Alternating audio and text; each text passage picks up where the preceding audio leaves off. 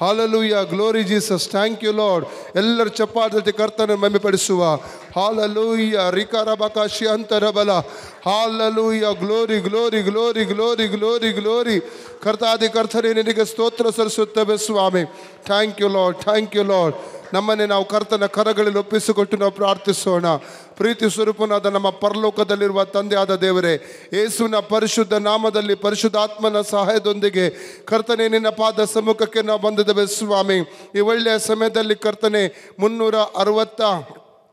361ನೇ ದಿವಸದಲ್ಲಿ ನಿನ್ನ ಪಾದ ಸಮ್ಮುಖಕ್ಕೆ ಬರುವ ಹಾಗೆ ಪ್ರಾರ್ಥಿಸುವ ಹಾಗೆ ಕೃಪೆಯನ್ನು ಕೊಟ್ಟದಕ್ಕಾಗಿ ನಿನಗೆ ನಾವು ಸ್ತೋತ್ರವನ್ನು ಸಲ್ಲಿಸುತ್ತಾ ಇದ್ದೇವೆ ಸ್ವಾಮಿ. ಕೂಡಿ ಬಂದಂಥ ಎಲ್ಲ ನಿನ್ನ ಜನರನ್ನು ನಿನ್ನ ಕರಗಳಿಗೆ ಒಪ್ಪಿಸಿ ಕೊಡ್ತಾ ಇದ್ದೇನೆ ಸ್ವಾಮಿ. ಜೀವಗಳ ವಾಕ್ಯಗಳ ಮೂಲಕ ಕರ್ತನ ನಮ್ಮ ಜೊತೆಯಲ್ಲಿ ಮಾತನಾಡಬೇಕಾಗಿ ಕೇಳಿಕೊಡ್ತೇನೆ.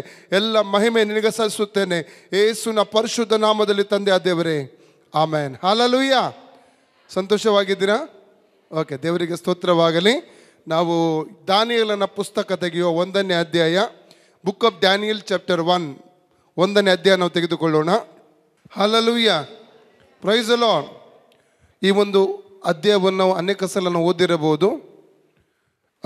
ಮಧ್ಯದಲ್ಲಿ ಹಿಂದಿಯನ್ನು ಹೇಳಲಿಕ್ಕೆ ನಾನು ಇಷ್ಟಪಡ್ತೇನೆ, ಕಾರಣ ನಮ್ಮ ಸಹೋದರ ಜೂಡ್ ಅವರಿಗೆ ಕನ್ನಡ ಬರುವುದಿಲ್ಲ. ಹಲ್ಲೆಲೂಯಾ. ನಾವು ಈ ಒಂದು 21 ವಾಕ್ಯಗಳಲ್ಲಿ ಅನೇಕ ವಿಚಾರಗಳನ್ನು ನಾವಿಲ್ಲಿ ನಾವು ಕಾಣಿಕೊಳ್ಳಲಿಕ್ಕೆ ನಾವು ಸಾಧ್ಯವಾಗ್ತಾ ಇದೆ. ದಾನಿಯೇಲನ ಪುಸ್ತಕವನ್ನು ಬರೆದವನು ಪ್ರವಾದಿಯಾದಂಥ ದಾನಿಯೇಲನಾಗಿದ್ದಾನೆ.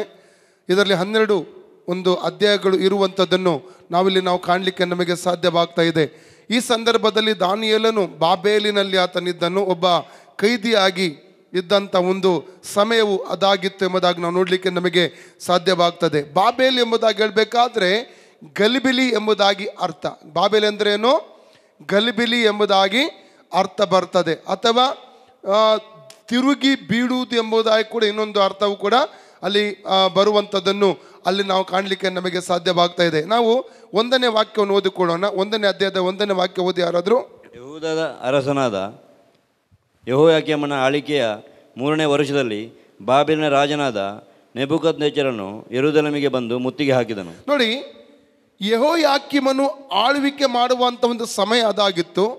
ಆ ಸಂದರ್ಭದಲ್ಲಿ ಬಾಬೇಲಿನ ಅರಸನು ಯೆರೂಸಲೇಮಿಗೆ ಬಂದು ಮುತ್ತಿಗೆಯನ್ನು ಹಾಕುವಂಥದ್ದನ್ನು ಅಲ್ಲಿ ನಾವು ಕಾಣ್ತಾ ಇದ್ದೇವೆ. ಒಂದನೇದಾಗಿ ಮುತ್ತಿಗೆ ಹಾಕ್ತಾ ಇದ್ದಾನೆ, ಎರಡನೇದಾಗಿ ಯುದ್ಧವನ್ನು ಅಲ್ಲಿ ಮಾಡುವಂಥದ್ದನ್ನು ಅಲ್ಲಿ ನಾವು ಕಾಣಲಿಕ್ಕೆ ನಮಗೆ ಸಾಧ್ಯವಾಗ್ತಾ ಇದೆ.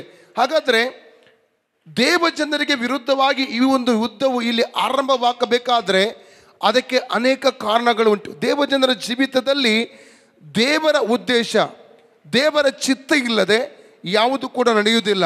ಅನೇಕ ಸಲ ನಾವು ಯೋಚನೆ ಮಾಡ್ತೇವೆ, ನಾನು ಪ್ರಾರ್ಥನೆ ಮಾಡ್ತಾ ಇದ್ದೇನೆ, ದೇವರನ್ನು ಸರಿಯಾದ ರೀತಿಯಲ್ಲಿ ಆರಾಧಿಸ್ತಾ ಇದ್ದೇನೆ, ಸೇವಿಸ್ತಾ ಇದ್ದೇನೆ, ಆದರೂ ಕೂಡ ನನ್ನ ಜೀವಿತದಲ್ಲಿ ಯಾಕೆ ಇಂಥ ಹೋರಾಟಗಳು, ಯಾಕೆ ಇಂಥ ಯುದ್ಧಗಳು, ಯಾಕೆ ಇಂಥ ಸಮಸ್ಯೆಗಳೆಂಬುದಾಗಿ ಅನೇಕ ಪ್ರಶ್ನೆಗಳು ನಮ್ಮ ಜೀವಿತ ಸವಾಲುಗಳಿರುವಂಥದ್ದು ನಾವು ನೋಡ್ತಾ ಇದ್ದೇವೆ. परमेश्वर का वचन से हम लोग देखते हैं कि अनेक समय परमेश्वर का कुछ विल नहीं है तो हमारे जीवन में कुछ भी नहीं होता है. हालेलुया. बहुत बार हम लोग सोचते हैं कि मेरे जीवन में मैं परमेश्वर के साथ में चल रहा हूँ, प्रार्थना कर रहा हूँ, आराधना कर रहा हूँ, उपवास कर रहा हूँ, फिर भी मेरा जीवन में क्यों ऐसा युद्ध आ रहा है, क्यों ऐसा फाइटिंग आ रहा है, क्यों ये ऐसा वारफेयर मेरे जीवन में. कभी हम लोग सवाल पूछते हैं. हालेलुया. कभी कभी ಯಾವಾಗ ನಾವು ಏನು ಮಾಡ್ತೇವೆ, ಕರ್ತನನ್ನು ನೋಡಿಕೊಂಡು ನಾವು ಪ್ರಶ್ನೆಗಳ ಮೇಲೆ ಪ್ರಶ್ನೆಗಳನ್ನು ಕೇಳುವಂಥದ್ದನ್ನು ನಾವು ಕಾಣಲಿಕ್ಕೆ ನಮಗೆ ಸಾಧ್ಯವಾಗ್ತಾ ಇದೆ. ಆದರೆ ದೇವರು ಕೆಲವೊಂದನ್ನು ಜೀವಿತದಲ್ಲಿ ಅನುಮತಿಸುತ್ತಾನೆ. ಹಾಲೆಲೂಯಾ. ಕೆಲವೊಂದು ಸಮಯಗಳಲ್ಲಿ ಕೆಲವೊಂದನ್ನು ದೇವರು ಆತನ ಜನರಾದ ನಮ್ಮ ಜೀವಿತದಲ್ಲಿ ಆತನು ಅನುಮತಿಸುತ್ತಾನೆ.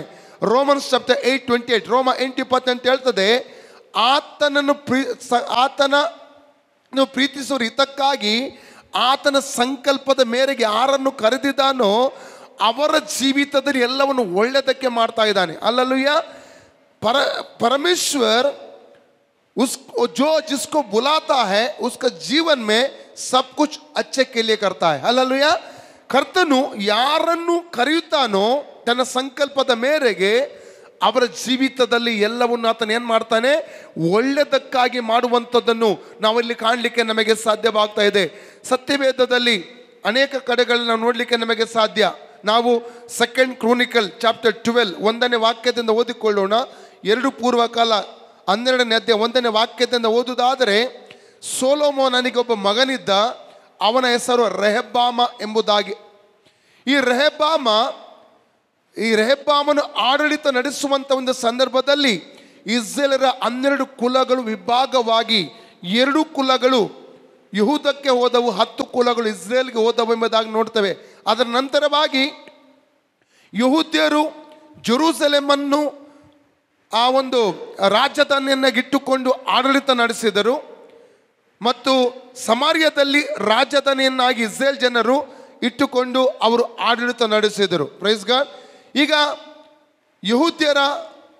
ಇಸ್ರೇಲರ ಅರಸನಾದಂಥ ಈ ರೆಹಬ್ಬಾಮನನ್ನು ಅಲ್ಲಿ ಯಹೂದ್ಯರ ಅರಸನಾದಂಥ ರೆಹಬ್ಬಾಮವನ್ನು ನಾವು ಕಾಣ್ತಾ ಇದ್ದೇವೆ. ರೆಹಬ್ಬಾಮನ್ ಯಾರಾಗಿದ್ದಾನೆ? ದಾವೀದನ ಮಗನಾಗಿದ್ದಾನೆ. 1ನೇ ವಾಕ್ಯ ಓದಿ ಯಾರಾದ್ರು. 2 ಪೂರ್ವಕಾಲ 12:1 ಸೆಕೆಂಡ್ ಕ್ರೋನಿಕಲ್ ಚಾಪ್ಟರ್ 12 ವರ್ಸಸ್ 1. ರೆಹಬ್ಬಾಮನು ತನ್ನ ರಾಜ್ಯಾಧಿಕಾರವನ್ನು ಸ್ಥಿರಪಡಿಸಿಕೊಂಡು ಬಲಗೊಂಡ ಮೇಲೆ ಅವನು ಅವನ ಪ್ರಜೆಗಳಾದ ಎಲ್ಲ ಇಸ್ರೇಲ್ಯರು ಯೆಹೋವನ ಧರ್ಮೋಪದೇಶವನ್ನು ಬಿಟ್ಟು ಬಿಟ್ಟರು. यहाँ पर हम लोग देखते हैं कि रहबाम कहने वाला सोलोमोन का बेटा राजा है. जब भी परमेश्वर उसको ब्लेसिंग देता है, आशीष देता है, उसके बाद वो राजा रहबाम और उसकी प्रजा परमेश्वर को भूलने का हम लोग देखते हैं. हालेलुया. वो लोग परमेश्वर को भी भूला, परमेश्वर का वचन को भी वो लोग भूला. हालेलुया. ಕರ್ತನನ್ನು ಮರೆತು ಬಿಟ್ಟರು. ಕರ್ತನ ಧರ್ಮೋಪದೇಶವನ್ನು ಅವರು ಇಲ್ಲಿ ಮರೆತು ಬಿಡುವಂಥದ್ದನ್ನು ಅಲ್ಲಿ ನಾವು ಕಾಣಲಿಕ್ಕೆ ನಮಗೆ ಸಾಧ್ಯ. ಯಾವಾಗ ದೇವರಿಂದ ಒಬ್ಬ ವ್ಯಕ್ತಿಯು, ಒಬ್ಬ ಕರ್ತನ ಭಕ್ತನು, ಕರ್ತನ ಮಗನು ಅಥವಾ ಮಗಳು ದೇವರಿಂದ ದೂರ ಹೋಗುತ್ತಾರೆ, ದೇವರನ್ನು ಯಾವಾಗ ಮರೆತು ಬಿಡ್ತಾರೆ, ವಾಕ್ಯವನ್ನು ಮರೆತು ಬಿಡ್ತಾರೆ, ಕೆಲವೊಂದನ್ನು ದೇವರು ಅವರ ಜೀವಿತದಲ್ಲಿ ಅನುಮತಿಸುತ್ತಾನೆ. ಅವರನ್ನು ಮುರಿಯುವುದಕ್ಕೋಸ್ಕರವಾಗಿ, ಪುನಃ ದೇವರ ಸಮ್ಮುಖಕ್ಕೆ ಅವ್ರನ್ನ ತರುವುದಕ್ಕೋಸ್ಕರವಾಗಿ.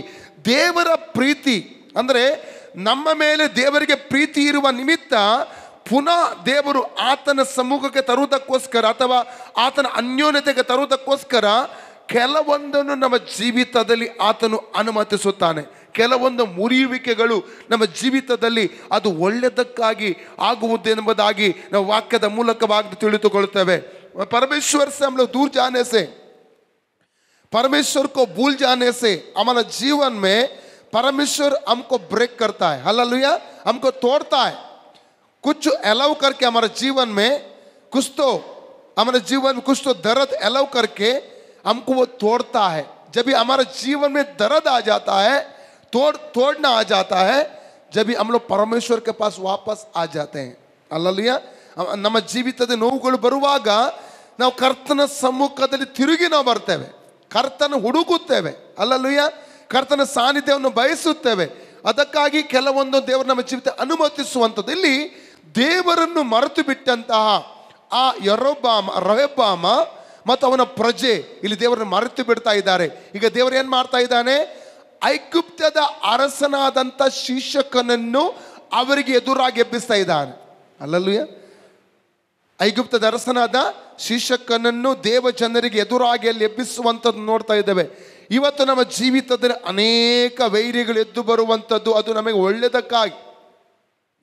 ಕೆಲವೊಬ್ಬರು ನಮ್ಮ ಬಿಸ್ನೆಸ್ಗೆ ವಿರೋಧವಾಗಿ ಎದ್ದು ಬರಬಹುದು, ಕೆಲವೊಬ್ಬರು ನಮ್ಮ ಸೇವೆಗೆ ಎದುರಾಗಿ ಬರಬಹುದು, ಇನ್ನು ಕೆಲವರು ನಮ್ಮ ಯಾವುದೇ ಬೆಳವಣಿಗೆ ಎದುರಾಗಿ ಎದ್ದು ಬರಬಹುದು, ಅನೇಕ ವಿಧವಾದ ತಡೆಗಳನ್ನು ಮಾಡಬಹುದು, ನಮ್ಮ ಮಾರ್ಗಗಳನ್ನು ಮುಚ್ಚಬಹುದು, ಅಥವಾ ಯಾವುದೇ ವಿಧವಾಗಿ ಬೇಕಾದರೆ ನಮಗೆ ಅಡ್ಡಕಾಲು ಕೊಡಬಹುದು.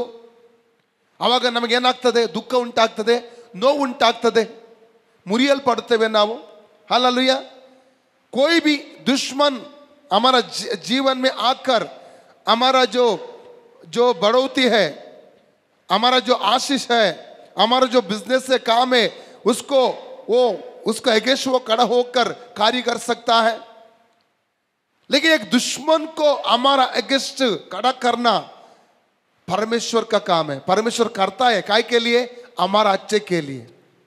ಅಲ್ಲಲಿಯ ನಮ್ಮ ಒಳ್ಳೆಯದಕ್ಕೋಸ್ಕರವಾಗಿ. ಅವತ್ತು ಇಸ್ರೇಲ್ ಜನರಕ್ಕೆ ವಿರೋಧವಾಗಿ ಫರೋಹನ ಹೃದಯವನ್ನು ಕಠಿಣಪಡಿಸಿದ್ದು ಯಾರು? ದೇವರೇ.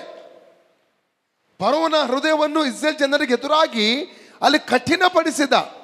ಅವನು ಕಠಿಣನಾಗಿ ಇವರಿಗೆ ವಿರುದ್ಧವಾಗಿ ಕಾರ್ಯಗಳನ್ನು ಮಾಡುವಾಗ ದೇವರ ಕರ ಇವರಿಗೋಸ್ಕರವಾಗಿ ಚಲಿಸ್ತಾ ಇತ್ತು. ದೇವರು ಇವರನ್ನು ಪ್ರೀತಿ ಮಾಡ್ತಾನೆ, ದೇವರು ಇವರ ಜೊತೆಯಲ್ಲಿದ್ದಾನೆ, ಇವರಿಗೆ ಕಾರ್ಯ ಮಾಡ್ತಾನೆ ಎಂಬುದಾಗಿ ತಿಳಿದುಕೊಳ್ಳೋದಕ್ಕೋಸ್ಕರವಾಗಿ ದೇವರು ಏನು ಮಾಡ್ತಾ ಇದ್ದ? ಫರೋಹನ ಹೃದಯವನ್ನು ಅವತ್ತು ದೇವರು ಕಠಿಣ ಮಾಡಿದ ದೇವಜನರಿಗೆ ವಿರೋಧವಾಗಿ. ಇಲ್ಲಿ ಐಗುಪ್ತದ ಅರಸನದ ಶೀರ್ಷಕನನ್ನು ರೆಹಬ್ಬಾಮನಿಗೆ ವಿರೋಧವಾಗಿ, ಇಸ್ರೇಲ್ ಜನರಿಗೆ ವಿರೋಧವಾಗಿ ದೇವರು ಎಬ್ಬಿಸಿ ಇಲ್ಲಿ ಯುದ್ಧಕ್ಕೋಸ್ಕರವಾಗಿ ದೇವರು ಕಳಿಸ್ತಾ ಇದ್ದಾನೆ. ಹಲ್ಲೆಲೂಯಾ. ಇವತ್ತು ನಮ್ಮ ಕುಟುಂಬದಲ್ಲಿ ಅನೇಕ ನಮಗೆ ವಿರುದ್ಧವಾಗಿ ಎದ್ದು ಬರಬಹುದು. ಕೆಲಸ ಮಾಡುವ ಸ್ಥಳದಲ್ಲಿಯೋ, ಬಿಸ್ನೆಸ್ ಮಾಡುವಂಥ ಸ್ಥಳದಲ್ಲಿಯೋ, ವಾಸ ಮಾಡುವಂಥ ಸ್ಥಳದಲ್ಲಿಯೋ ಯಾರೋ ನಮಗೆ ವಿರುದ್ಧವಾಗಿ ಸುಮ್ಮನೆ ಕಾರಣವಿಲ್ಲದೆ ಎದ್ದು ಬಂದು ಕಾರ್ಯಗಳನ್ನು ಮಾಡ್ತಾ ಇರಬಹುದು. ಅದು ಯಾಕೆ ಗೊತ್ತುಂಟಾ? ನಾವು ಪ್ರಾರ್ಥನೆಯಲ್ಲಿ ಬೆಳೆದಕ್ಕೋಸ್ಕರವಾಗಿ, ಕಳಕೊಂಡಂಥ ದೇವರ ಸಾನ್ನಿಧ್ಯವನ್ನು ನಾವು ತಿರುಗಿ ಪಡ್ಕೊಳ್ಳುವುದಕ್ಕೋಸ್ಕರವಾಗಿ, ಕಳಕೊಂಡಂಥ ದೈವಿಕ ಅನ್ಯೋನ್ಯತೆಯನ್ನು ತಿರುಗಿನ ಪಡೆದುಕೊಳ್ಳುವುದಕ್ಕೋಸ್ಕರವಾಗಿ ಕೆಲವೊಂದು ನೋವುಗಳನ್ನು ದೇವರು ನಮ್ಮ ಜೀವಿತದಲ್ಲಿ ಅನುಮತಿಸುತ್ತಾನೆ. ಅಲ್ಲಲ್ಲೂಯ್ಯ. ನಾವು ಆಮೋಸ್ ಚಾಪ್ಟರ್ 4 6-10 ವಾಕ್ಯ ಓದುವ. ಆಮೋಸ್ ಚಾಪ್ಟರ್ 4, ಆಮೋಸ 4ನೇ ಅಧ್ಯಾಯ 6-10 ವಾಕ್ಯ ಬೇಗ ಓದಬೇಕು. ಅಲ್ಲಲ್ಲೂಯ್ಯ. ಆಮೋಸ 4 6-10 ವಾಕ್ಯ. ನಿಮ್ಮ ಊರುಗಳಲ್ಲೆಲ್ಲ ನಿಮ್ಮ ಹಲ್ಲಿಗೆ ಏನೂ ಸಿಕ್ಕದಂತೆಯೂ, ನಿಮ್ಮ ಹಲ್ಲಿಗೆ ಏನು ಸಿಗ್ತದೆ? ಆಹಾರ. ಹಲ್ಲಿಗೆ ಸಿಗುವಂಥದ್ದೇನು? ಆಹಾರ. ಹಲ್ಲಿಗೆ ಏನು ಸಿಗದಂತೆ? ನಿಮ್ಮ ಸಕಲ ನಿವಾಸಗಳಲ್ಲಿ ಅನ್ನದ ಕೊರತೆ ಆಗುವ ಹಾಗೂ ಮಾಡಿದೆನು. ಹಾಗೆ ಅನ್ನದ ಕೊರತೆ ಉಂಟಾದದ್ದು ಯಾವುದಕ್ಕೋಸ್ಕರವಾಗಿ? ಒಳ್ಳೆಯದಕ್ಕೋಸ್ಕರವಾಗಿ. ಅನ್ನದ ಕೊರತೆ ಯಾವಾಗ ಉಂಟಾಗ್ತದೆ? ನಾವು ಕೆಲಸ ಕಳಕೊಂಡಾಗ, ಬಿಸ್ನೆಸ್ಸಲ್ಲಿ ನಷ್ಟ ಉಂಟಾದಾಗ, ನಮ್ಮ ಆದಾಯ ನಿಂತು ಹೋಗುವಾಗ ಅನ್ನದ ಕೊರತೆ ಉಂಟಾಗುತ್ತದೆ. ಇವೆಲ್ಲ ದೇವರು ಒಳ್ಳೆಯದಕ್ಕೆ ಯಾಕೆ ಮಾಡ್ತಾ ಇದ್ದೇನೆ ಇದೆಲ್ಲ ದೇವರು ನೋಡಿ. ಮುಂದೆ ಓದಿ. ಹೀಗೂ ನೀವು ನನ್ನ ಕಡೆಗೆ ಹಿಂತಿರುಗಲಿಲ್ಲ ಎಂದು ನೋಡಿ. ಮನುಷ್ಯನಿಗೆ ಐಶ್ವರ್ಯ ಬರುವಾಗ, ಮನುಷ್ಯನು ಜೀವಿತದಲ್ಲಿ ಅಭಿವೃದ್ಧಿ ಬರುವಾಗ ಅವನು ಬೇಗನೆ ದೇವರನ್ನು ಮರೆತು ಹೋಗುತ್ತಾನೆ, ದೇವರಿಂದ ದೂರ ಹೋಗಿ ಬಿಡ್ತಾನೆ. ಮನುಷ್ಯನಿಗೆ ಯಾವಾಗ ಅಹಂಕಾರ ಬರುವುದು ಗೊತ್ತುಂಟ? ಗರ್ವ ಯಾವಾಗ ಬರುವುದು ಗೊತ್ತುಂಟ? ಅಲ್ಲಲ್ಲಿಯ ಹಣ ಬರುವಾಗ, ಐಶ್ವರ್ಯ ಬರುವಾಗ, ಅವನು ಅಭಿವೃದ್ಧಿ ಆಗುವಾಗ ದೇವರನ್ನು ಬೇಗನೆ ಆತನು ಮರೆತು ಹೋಗ್ತಾನೆ. ಅದಕ್ಕೆ ದೇವರು ಅವತ್ತು ಇಸ್ರೇಲ್ ಜನ ನೋಡಿ ಹೇಳಿದ್ದು, ಇಲ್ಲಿ ಒಂದು ಬೆರಳಿಟ್ಟು ಅಲ್ಲಿಗೆ ಬನ್ನಿ. ಧರ್ಮೋಪದೇಶಕ 8ನೇ ಅಧ್ಯಾಯ ಡ್ಯೂಟೋನಮಿ ಚಾಪ್ಟರ್ 8 ನಾವು 15 ಓದಿಕೊಳ್ಳೋಣ. ಬೇಗ ಓದಿ. ಆತನು ನಿಮ್ಮನ್ನು ಕಷ್ಟಕ್ಕೆ ಒಳಪಡಿಸಿ ಪರೀಕ್ಷಿಸಿದ ನಂತರ ನಿಮಗೆ ಮೇಲನ್ನು ಉಂಟು ಮಾಡಬೇಕೆಂಬ ಉದ್ದೇಶದಿಂದ ಐಗುಪ್ತ ದೇಶದಲ್ಲಿ ದಾಸರಾಗಿದ್ದ ನಿಮ್ಮನ್ನು ಬಿಡುಗಡೆ ಮಾಡಿ ವಿಷಸರ್ಪಗಳು ಚೇಳುಗಳು ಇದ್ದ ಆ ಘೋರವಾದ ಮಹಾ ಅರಣ್ಯವನ್ನು, ನೀರು ಬತ್ತಿ ಹೋದ ಭೂಮಿಗಳನ್ನು ದಾಟಿಸಿ ಗಟ್ಟಿಯಾದ ಬಂಡೆಯೊಳಗಿಂದ ನೀರನ್ನು ಹೊರಡಿಸಿ ಕೊಟ್ಟು, ನಿಮ್ಮ ಪೂರ್ವಿಕರಿಗೆ ತಿಳಿಯದೆ ಇದ್ದ ಮನ್ನವನ್ನು ಕೊಟ್ಟು ಪೋಷಿಸಿದಾತನನ್ನು ನೀವು ಮರೆತು ಮನಸ್ಸಿನೊಳಗೆ ಈ ಭಾಗ್ಯವು ನಮ್ಮ ಸಾಮರ್ಥ್ಯ ಸಾಹಸಗಳಿಂದಲೇ ನಮಗುಂಟಾಯ್ತು ಅಂದುಕೊಂಡಿರಿ. ಆದ್ದರಿಂದ ನಿಮ್ಮ ದೇವರಾದ ಯೆಹೋವನೇ, ನಾನು ನಿಮ್ಮ ಪಿತೃಗಳಿಗೆ ಪ್ರಮಾಣ ಪೂರ್ವಕವಾಗಿ ಮಾಡಿದ ವಾಗ್ದಾನವನ್ನು ಈಗ ನಿಮ್ಮ ಅನುಭವಕ್ಕೆ ಬಂದ ರೀತಿಯಲ್ಲಿ ನೆರವೇರಿಸುವವನಾಗಿ ನಿಮಗೆ ಇಷ್ಟು ಭಾಗ್ಯವನ್ನು ಸಂಪಾದಿಸುವುದಕ್ಕೆ ಸಾಮರ್ಥ್ಯವನ್ನು ಕೊಟ್ಟವನೇ. ಸಾಮರ್ಥ್ಯ ಯಾರು ಕೊಡುವುದನ್ನು? ದೇವರು. ಸಂಪಾದನೆ ಮಾಡುವಂತ ಸಾಮರ್ಥ್ಯ ಎಲ್ಲಿಂದ ಬರ್ತದೆ? ದೇವರು ನಮಗೆ ಕೊಡ್ತಾನೆ. ಹಲ್ಲೆಲೂಯಾ. ಆದ್ರೆ ಸಂಪಾದನೆ ನಮ್ಮ ಜೀವಿತದಲ್ಲಿ ಬರುವಾಗ ನಾವೇನ್ ಮಾಡ್ತೇವೆ? ಭಾಗ್ಯ ಕೊಟ್ಟಂತ, ಸಾಮರ್ಥ್ಯ ಕೊಟ್ಟಂತ ದೇವರನ್ನು ಮರೆತು ಬಿಡುತ್ತೇವೆ. ಮುಂದೆ ಸಾಮರ್ಥ್ಯವನ್ನು ಕೊಟ್ಟ ಯೆಹೋವನನ್ನು ಜ್ಞಾಪಕ ಮಾಡಿಕೊಳ್ಳಿರಿ. ನೀವು ನಿಮ್ಮ ದೇವರಾದ ಯೆಹೋವನನ್ನು ಮರೆತು ಇತರ ದೇವರುಗಳನ್ನು ಅವಲಂಬಿಸಿ ಪೂಜಿಸಿದರೆ ನೀವು ತಪ್ಪದೆ ನಾಶ. ಹಾಗಾದ್ರೆ ನಮಗೆ ಸಿಕ್ಕಿದ ಸಾಮರ್ಥ್ಯ ಅದು ದೇವರ ಕೃಪೆಯಿಂದ. ದೇವರು ಕೊಡದೆ ನಾವು ಸಂಪಾದನೆ ಮಾಡ್ಲಿಕ್ಕೆ ಆಗಲ್ಲ. ದೇವರ ಆರೋಗ್ಯ ಕೊಡದೆ ನಾವು ಕೆಲಸ ಮಾಡ್ಲಿಕ್ಕೆ ಆಗುವುದಿಲ್ಲ. ದೇವರ ಜ್ಞಾನ ಕೊಡದೆ ನಾವು ಯಾವುದನ್ನು ಕೂಡ ನಾವು ಮಾಡ್ಲಿಕ್ಕೆ ಆಗಲ್ಲ. ಅದಕ್ಕಾಗಿ ಇಲ್ಲಿ ಯೆರೆಮೀಯನ ಒಂದು ಮಾತನ್ನು ಹೇಳ್ತಾ ಇದ್ದಾನೆ. ಯೆರೆಮೀಯನ ಪುಸ್ತಕ 9ನೇ ಅಧ್ಯಾಯ 23-24ನೇ ವಾಕ್ಯ, ಅಲ್ಲಿ ಈ ರೀತಿ ಹೇಳ್ತಾ ಇದ್ದಾನೆ, ಐಶ್ವರ್ಯವಂತನು ತನ್ನ ಐಶ್ವರ್ಯಕ್ಕಾಗಿ, ಜ್ಞಾನಿ ತನ್ನ ಜ್ಞಾನಕ್ಕೋಸ್ಕರವಾಗಿ, ಅಥವಾ ಓದಿ ವಾಕ್ಯ, ಜೆರೆಮೀಯ ಚಾಪ್ಟರ್ 9, 22, 23, 24. ಯೆಹೋವನು ಹೀಗನ್ನುತ್ತಾನೆ, ಜ್ಞಾನಿಯು ತನ್ನ ಜ್ಞಾನಕ್ಕಾಗಿ, ಪರಾಕ್ರಮಿಯು ತನ್ನ ಪರಾಕ್ರಮಕ್ಕಾಗಿ, ಐಶ್ವರ್ಯವಂತನು ತನ್ನ ಐಶ್ವರ್ಯಕ್ಕೆ ಹೆಚ್ಚಳ ಪಡದಿರಲಿ. ಹೆಚ್ಚಳ ಪಡುವವನು ಯಾವುದಕ್ಕೆ ಹೆಚ್ಚಳ ಪಡಬೇಕು? ತಾನು ನನ್ನನ್ನು ತಿಳಿದು. ಯಾರನ್ನು ತಿಳಿದು? ನಾವು ದೇವರನ್ನು ತಿಳಿದುಕೊಂಡದ್ದಕ್ಕೆ ಹೆಚ್ಚಳ ಪಡಬೇಕು. ಯಾಕೆ ಗೊತ್ತುಂಟ? ಏನು ಇಲ್ಲದ ನಮಗೆ, ಅಲ್ಲಲ್ಲಿಯ ಯೋಗ್ಯತೆ ಇಲ್ಲದಂತ ನಮಗೆ, ಜ್ಞಾನ ಇಲ್ಲದಂತ ನಮಗೆ ಆ ಸತ್ಯ ದೇವರನ್ನು ತಿಳಿದುಕೊಳ್ಳುವಂಥ ಕೃಪೆ ಆತನು ನಮಗೆ ಕೊಟ್ಟಿದ್ದಾನೆ. ಆತನು ನಮಗೆ ತನ್ನನ್ನು ಪ್ರಕಟಿಸಿಕೊಂಡಿದ್ದಾನೆ. ಹಲ್ಲಲ್ಲುಯ್ಯ. ಅದಕ್ಕೆ ನಾವು ಹೆಚ್ಚಳ ಪಡಬೇಕು. ಓಕೆ, ಮುಂದೆ ಓದಿ. ಹೆಚ್ಚಳ ಪಡುವನು ತಾನು ನನ್ನನ್ನು ತಿಳಿದು, ನಾನು ಲೋಕದಲ್ಲಿ ಪ್ರೀತಿ, ನೀತಿ, ನ್ಯಾಯಗಳನ್ನು ತೋರ್ಪಡಿಸುವ ಯೆಹೋವನಾಗಿರುವೆನು ಎಂದು ಗ್ರಹಿಸಿಕೊಂಡಿದ್ದೇನೆ ಎಂಬುದಕ್ಕೆ ಹೆಚ್ಚಳ ಪಡಬೇಕು. ಸತ್ಯ ದೇವರು ಯೇಸು ಸ್ವಾಮಿ, ನೀತಿ ನ್ಯಾಯಗಳನ್ನು ನಡೆಸುವ ಆತನ ಯೇಸು ಸ್ವಾಮಿ, ಹಾಲಲ್ಲಿ ಆತನನ್ನು ತಿಳಿದುಕೊಂಡದ್ದಕ್ಕಾಗಿ, ಆ ಜ್ಞಾನ ನಮಗೆ ಕೊಟ್ಟದ್ದಕ್ಕಾಗಿ, ಆತ ನಮಗೆ ಪ್ರಕಟಪಡಿಸೋದಕ್ಕೋಸ್ಕರವಾಗಿ ನಾವು ಹೆಚ್ಚಳವನ್ನು ಪಡಬೇಕು. ಅಲ್ಲಲ್ಲಿಯ ನಮಗಿರುವಂಥ ಐಶ್ವರ್ಯಕ್ಕೋಸ್ಕರವೋ, ನಮಗಿರುವಂಥ ತಲಾಂತಿಗೋಸ್ಕರವೋ, ನಮಗಿರುವಂಥ ಜ್ಞಾನಕ್ಕೋಸ್ಕರವೋ, ನಮಗಿರುವಂಥ ಶಕ್ತಿಗೋಸ್ಕರವೋ ಹೆಚ್ಚಳ ಪಡುವಂಥದ್ದಲ್ಲ. ಆದರೆ ನಮಗೆ ಏನೆಲ್ಲ ಸಿಕ್ಕಿದು, ನಮ್ಮ ಜೀವಿತ ಏನೆಲ್ಲ ಉಂಟು, ಅವೆಲ್ಲ ದೇವರ ಕೃಪೆಯಿಂದಾಗಿ ತಿಳಿದುಕೊಳ್ಳಬೇಕು. ಆದ ಕಾರಣ ಯಾವಾಗ ಒಬ್ಬ ಮನುಷ್ಯ ನೋಡಿ, ಯಾವಾಗಲೂ ಒಬ್ಬ ಮನುಷ್ಯ ಏನು ಮಾಡ್ತಾನೆ, ತನಗೆ ವೆಹಿಕಲ್ ಇಲ್ಲದಾಗ, ವಾಹನಗಳಿಲ್ಲದಂಥ ಸಂದರ್ಭದಲ್ಲಿ 2-3 ಬಸ್ಸನ್ನು ಸಮೇತ ಚೇಂಜ್ ಮಾಡಿ ಆರಾಧನೆಗೆ ಬರ್ತಾನೆ ಅವನು. ಇವತ್ತಿಗೂ ಎಷ್ಟು ಜನ ನನಗೆ ಗೊತ್ತಿರುವವರಿದ್ದಾರೆ. ಎಷ್ಟು ದೂರದಿಂದ 40 ಕಿಲೋಮೀಟರ್, 50 ಕಿಲೋಮೀಟರ್, 60-70 ಕಿಲೋಮೀಟರ್ ದೂರ ಪ್ರಯಾಣ ಮಾಡಿ 2-3 ಬಸ್ಗಳನ್ನು ಬದಲಾಯಿಸಿ ಆರಾಧನೆಗೆ ಬರುವ ಇವತ್ತಿಗೂ ನಮ್ಮ ಜಿಲ್ಲೆಯಲ್ಲಿದ್ದಾರೆ. ಅಲ್ಲಲ್ವೇ? ಆ ಕಷ್ಟ ಕಾಲದಲ್ಲಿ ಕೂಡ ನಾವು ಕಷ್ಟಪಟ್ಟು ಹೇಗಾದರೂ ದೇವರನ್ನು ಆರಾಧನೆ ಮಾಡಲಿಕ್ಕೆ ನಾವು ಬರ್ತಾ ಇದ್ದೇವೆ. ಯಾವಾಗ ವ್ಯಕ್ತಿ ದೇವರು ಆಶೀರ್ವಾದ ಮಾಡಲಿಕ್ಕೆ ಆರಂಭ ಮಾಡಿದ, ಅವನು ಪ್ರಾರ್ಥನೆ ಕೇಳಿ ಅವನಿಗೊಂದು ವೆಹಿಕಲ್ ದೇವರು ಕೊಟ್ಟ, ಏನಾಯಿತು? ಅಲಕ್ಷ್ಯ ಮಾಡಲಿಕ್ಕೆ ಆರಂಭ ಮಾಡಿದ ಅವನು. ಅಲ್ಲಲ್ವೇ? ಆರಾಧನೆಗೆ ಬರುವಂಥದ್ದು ಕಡಿಮೆ ಆಯಿತು, ದೇವರನ್ನು ಹುಡುಕುವಂಥದ್ದು ಕಡಿಮೆ ಆಯಿತು. 2 ವಾರಕ್ಕೊಮ್ಮೆ, 3 ವಾರಕ್ಕೊಮ್ಮೆ, ತಿಂಗಳಿಗೊಮ್ಮೆ ಆರಾಧನೆ ಬರಲಿಕ್ಕೆ ಆರಂಭವಾಯಿತು. ಅವನ ಆಸ್ತಿ ಎಷ್ಟು ಹೆಚ್ಚುತ್ತದೋ, ಐಶ್ವರ್ಯ ಎಷ್ಟು ಹೆಚ್ಚುತ್ತದೋ, ಅಷ್ಟು ದೇವರಿಂದ ಆತನ ದೂರ ಹೋಗಲಿಕ್ಕೆ ಆರಂಭವಾಯಿತು. ಅಲ್ಲಲ್ಲಿ ಅದಕ್ಕೆ ಕೀರ್ತನೆಕಾರನು ಕೀರ್ತನೆ ಜ್ಞಾನೋಕ್ತಿ ಪುಸ್ತಕದ 30ನೇ ಅಧ್ಯಾಯದಲ್ಲಿ 4-6 ನಾವು ಓದುವುದಾದರೆ, ಬುಕ್ ಆಫ್ ಪ್ರಾವರ್ಬ್ಸ್ ಚಾಪ್ಟರ್ 30-46 ವಾಕ್ಯ ಓದುವಾಗ ಅವನು ಏನು ಹೇಳ್ತಾ ಇದ್ದಾನೆ ಗೊತ್ತುಂಟ? ನನ್ನನ್ನು ಹೆಚ್ಚು ಐಶ್ವರ್ಯವಂತನನ್ನಾಗಿ ಮಾಡಬೇಡ, ನಾನು ಏನು ಮಾಡ್ತೇನೆ, ಯೆಹೋವನು ಯಾರೆಂಬುದಾಗಿ ಕೇಳೇನು.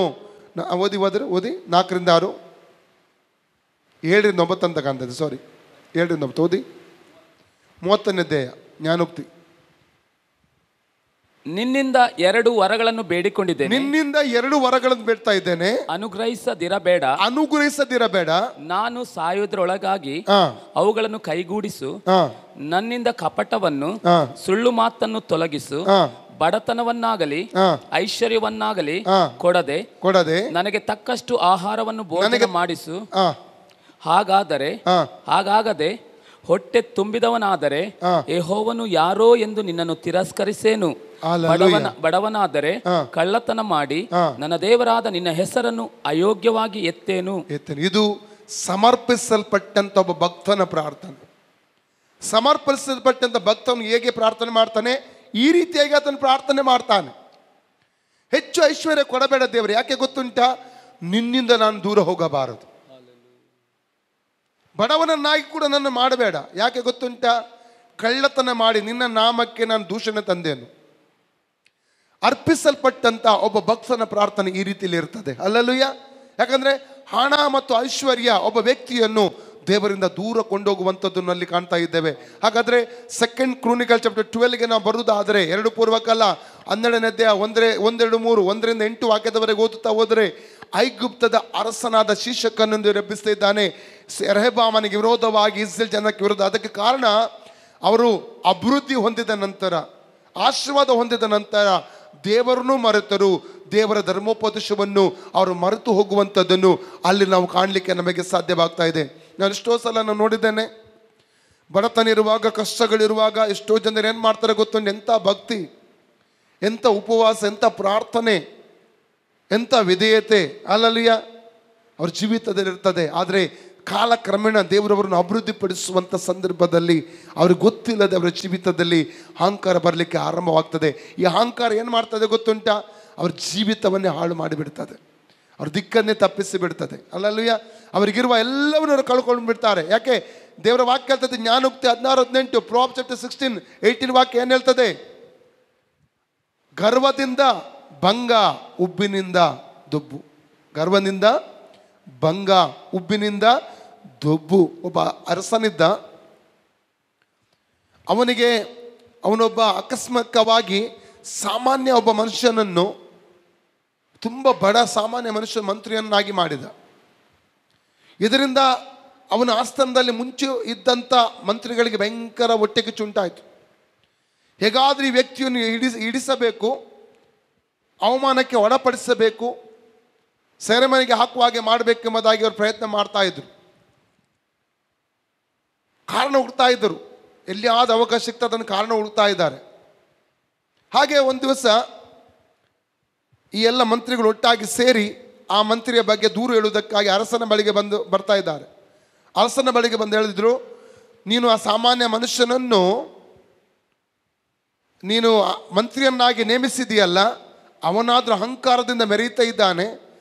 ರಥದಲ್ಲಿ ಪ್ರಯಾಣ ಮಾಡುವಾಗಲೆಲ್ಲ ದೊಡ್ಡ ಡಬ್ಬಿಯನ್ನು ತನ್ನ ಜೊತೆಯಲ್ಲಿ ಇಟ್ಟುಕೊಂಡು ಅದರಲ್ಲಿ ವಜ್ರ ವೈಡೂರ್ಯಗಳನ್ನು ಇಟ್ಟುಕೊಂಡು ತಿರುಗಾಡ್ತಾ ಇದ್ದಾನೆಂಬುದಾಗಿ ಆ ಒಂದು ಮಂತ್ರಿಗಳು ಈ ರಾಜನಿಗೆ, ಆ ಮಂತ್ರಿಗೆ ವಿರುದ್ಧವಾಗಿ ದೂರು ಹೇಳ್ತಾ ಇದ್ದಾರೆ. ಅರಸನು ಇವನನ್ನು ಹೇಗಾದ ಹಿಡಿಯಬೇಕು ನೋಡೋಣ ಎಂಬುದಾಗಿ ಹೇಳಿ ಅವನು ಪಟ್ಟಣದ ಮಧ್ಯದಲ್ಲಿ, ಬೀದಿ ಮಧ್ಯ ರಥದಲ್ಲಿ ಹೋಗುವಾಗ ರಾಜನು ಅವನನ್ನು ಅಡ್ಡ ಹಾಕಿ ಹಿಡಿದು ಬಿಟ್ಟ.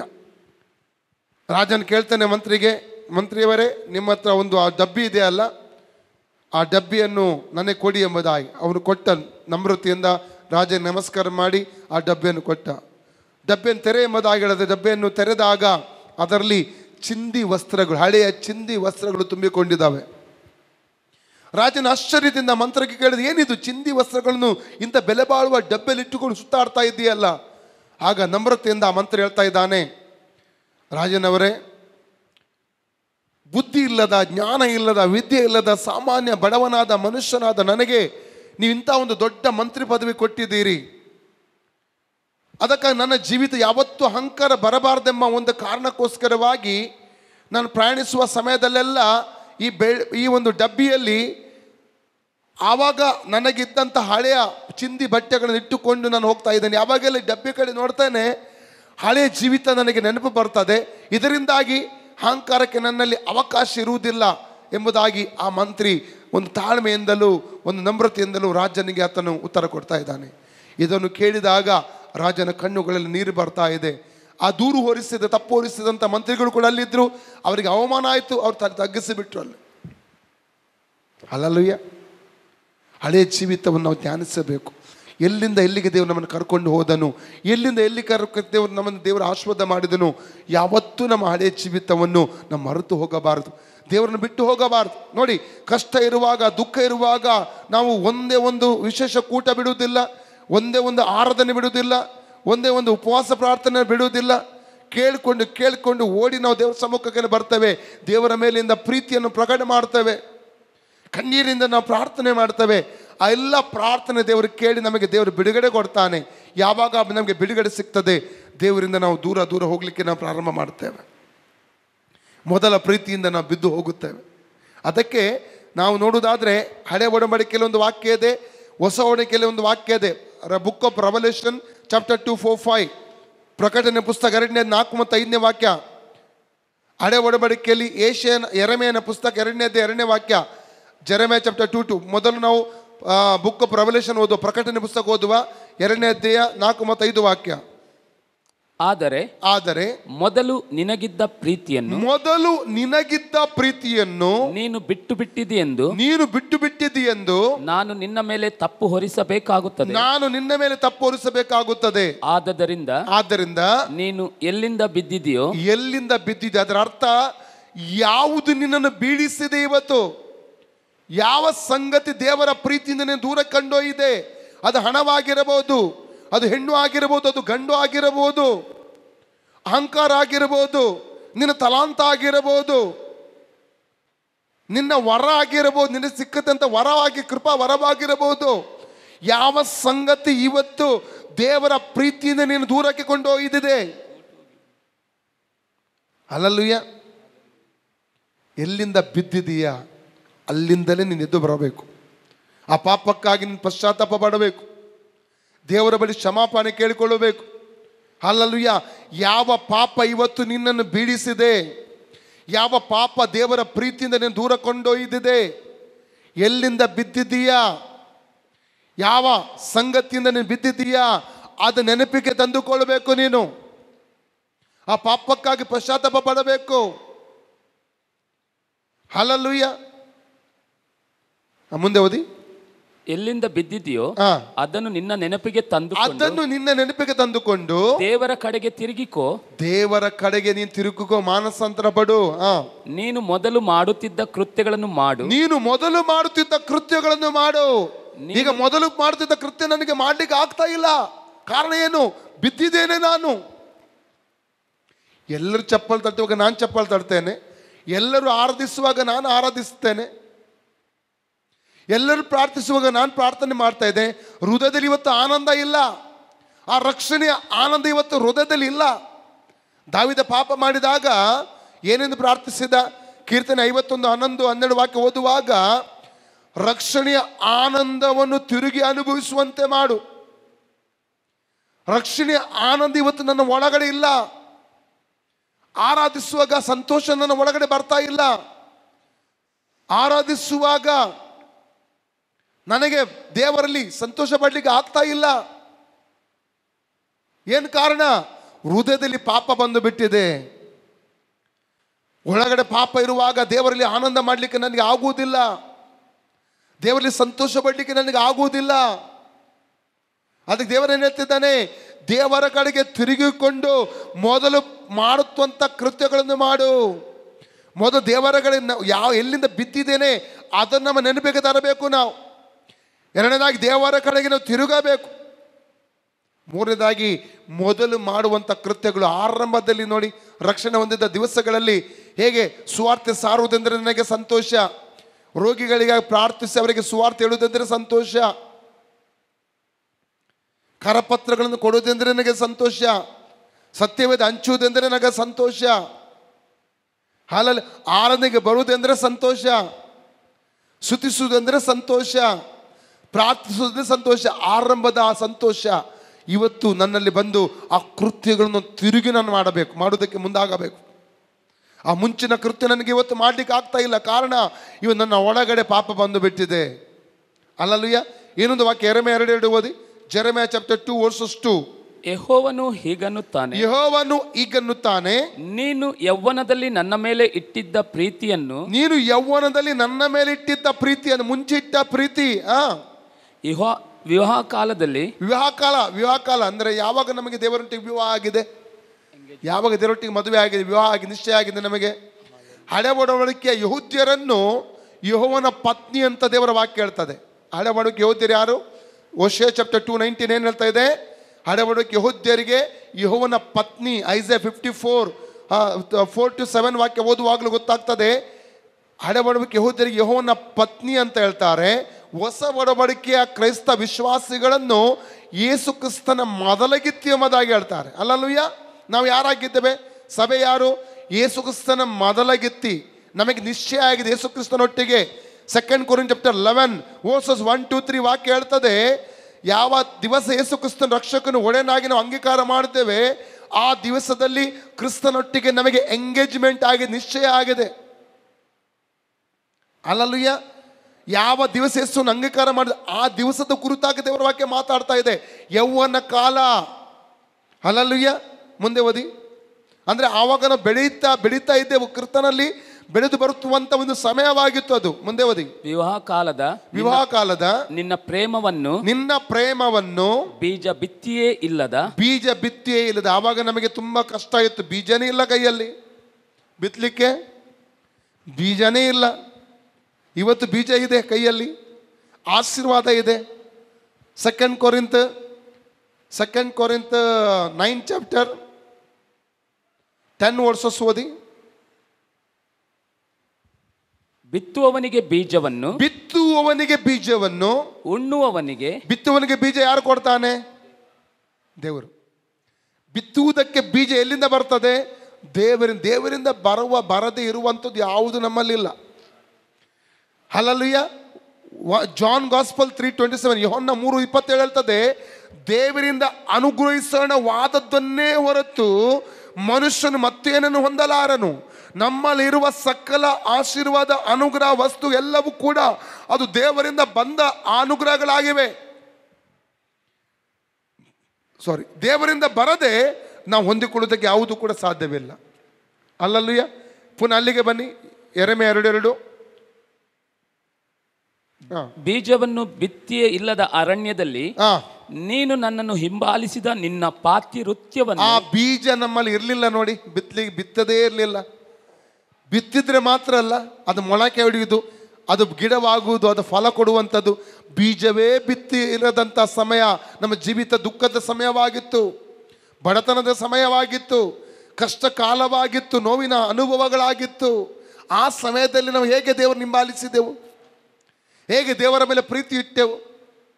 ಯಾವ ರೀತಿ ನಮ್ಮ ಅರ್ಪಣೆ ಇತ್ತು ದೇವರಿಗೋಸ್ಕರವಾಗಿ? ಯಾವ ರೀತಿ ದೇವರಿಗಾಗಿ ವೈರಾಗ್ಯ ಇತ್ತು ನಮ್ಮಲ್ಲಿ ಏನು ಇರಲಿಲ್ಲ. ಬರಡುತನದ ಜೀವಿತವಿತ್ತಲ್ಲ. ಇವತ್ತು ಆ ಬರಡಾದಂಥ ಜೀವಿತವನ್ನು ಅಸುರನ್ನಾಗಿ ದೇವರು ಮಾಡಿದನಲ್ವ? ಆ ಪ್ರೀತಿ ಎಲ್ಲಿ ಅಂತ ದೇವರು ಇವತ್ತು ಕೇಳ್ತಾ ಇದ್ದಾನೆ. ಆ ಪ್ರೇಮ ಎಲ್ಲಿ ಅಂತ ದೇವರು ಇವತ್ತು ಕೇಳ್ತಾ ಇದ್ದಾನೆ. ಆ ಆಸಕ್ತಿ ಎಲ್ಲಿ ಅಂತ ದೇವರು ಇವತ್ತು ನಮ್ಮನ್ನು ಕೇಳ್ತಾ ಇದ್ದಾನೆ. ಹಲ್ಲೆಲೂಯಾ. ಮುಂದೆ ಓದಿ. ನಿನ್ನ ಹಿತಕ್ಕಾಗಿ ಜ್ಞಾಪಕದಲ್ಲಿ ಇಟ್ಟಿದ್ದೇನೆ. ನಿನ್ನ ಹಿತಕ್ಕಾಗಿ ಅದನ್ನ ಜ್ಞಾಪಕದಲ್ಲಿ ಇಟ್ಟಿದ್ದೆ. ನಮ್ಮ ಹಿತಕ್ಕಾಗಿ ದೇವರು ಏನು ಮಾಡ್ತಾ ಇದ್ದಾನೆ? ಆ ದಿವಸಗಳು ದೇವರು ನಮಗೋಸ್ಕರ ಜ್ಞಾಪಕದಲ್ಲಿ ಇಟ್ಟಿದ್ದಾನಂತೆ, ನಮಗೆ ಜ್ಞಾಪಕ ಇಲ್ಲ. ಆಮೋಸ್ಗೆ ಬನ್ನಿ ಪುನಃ 4.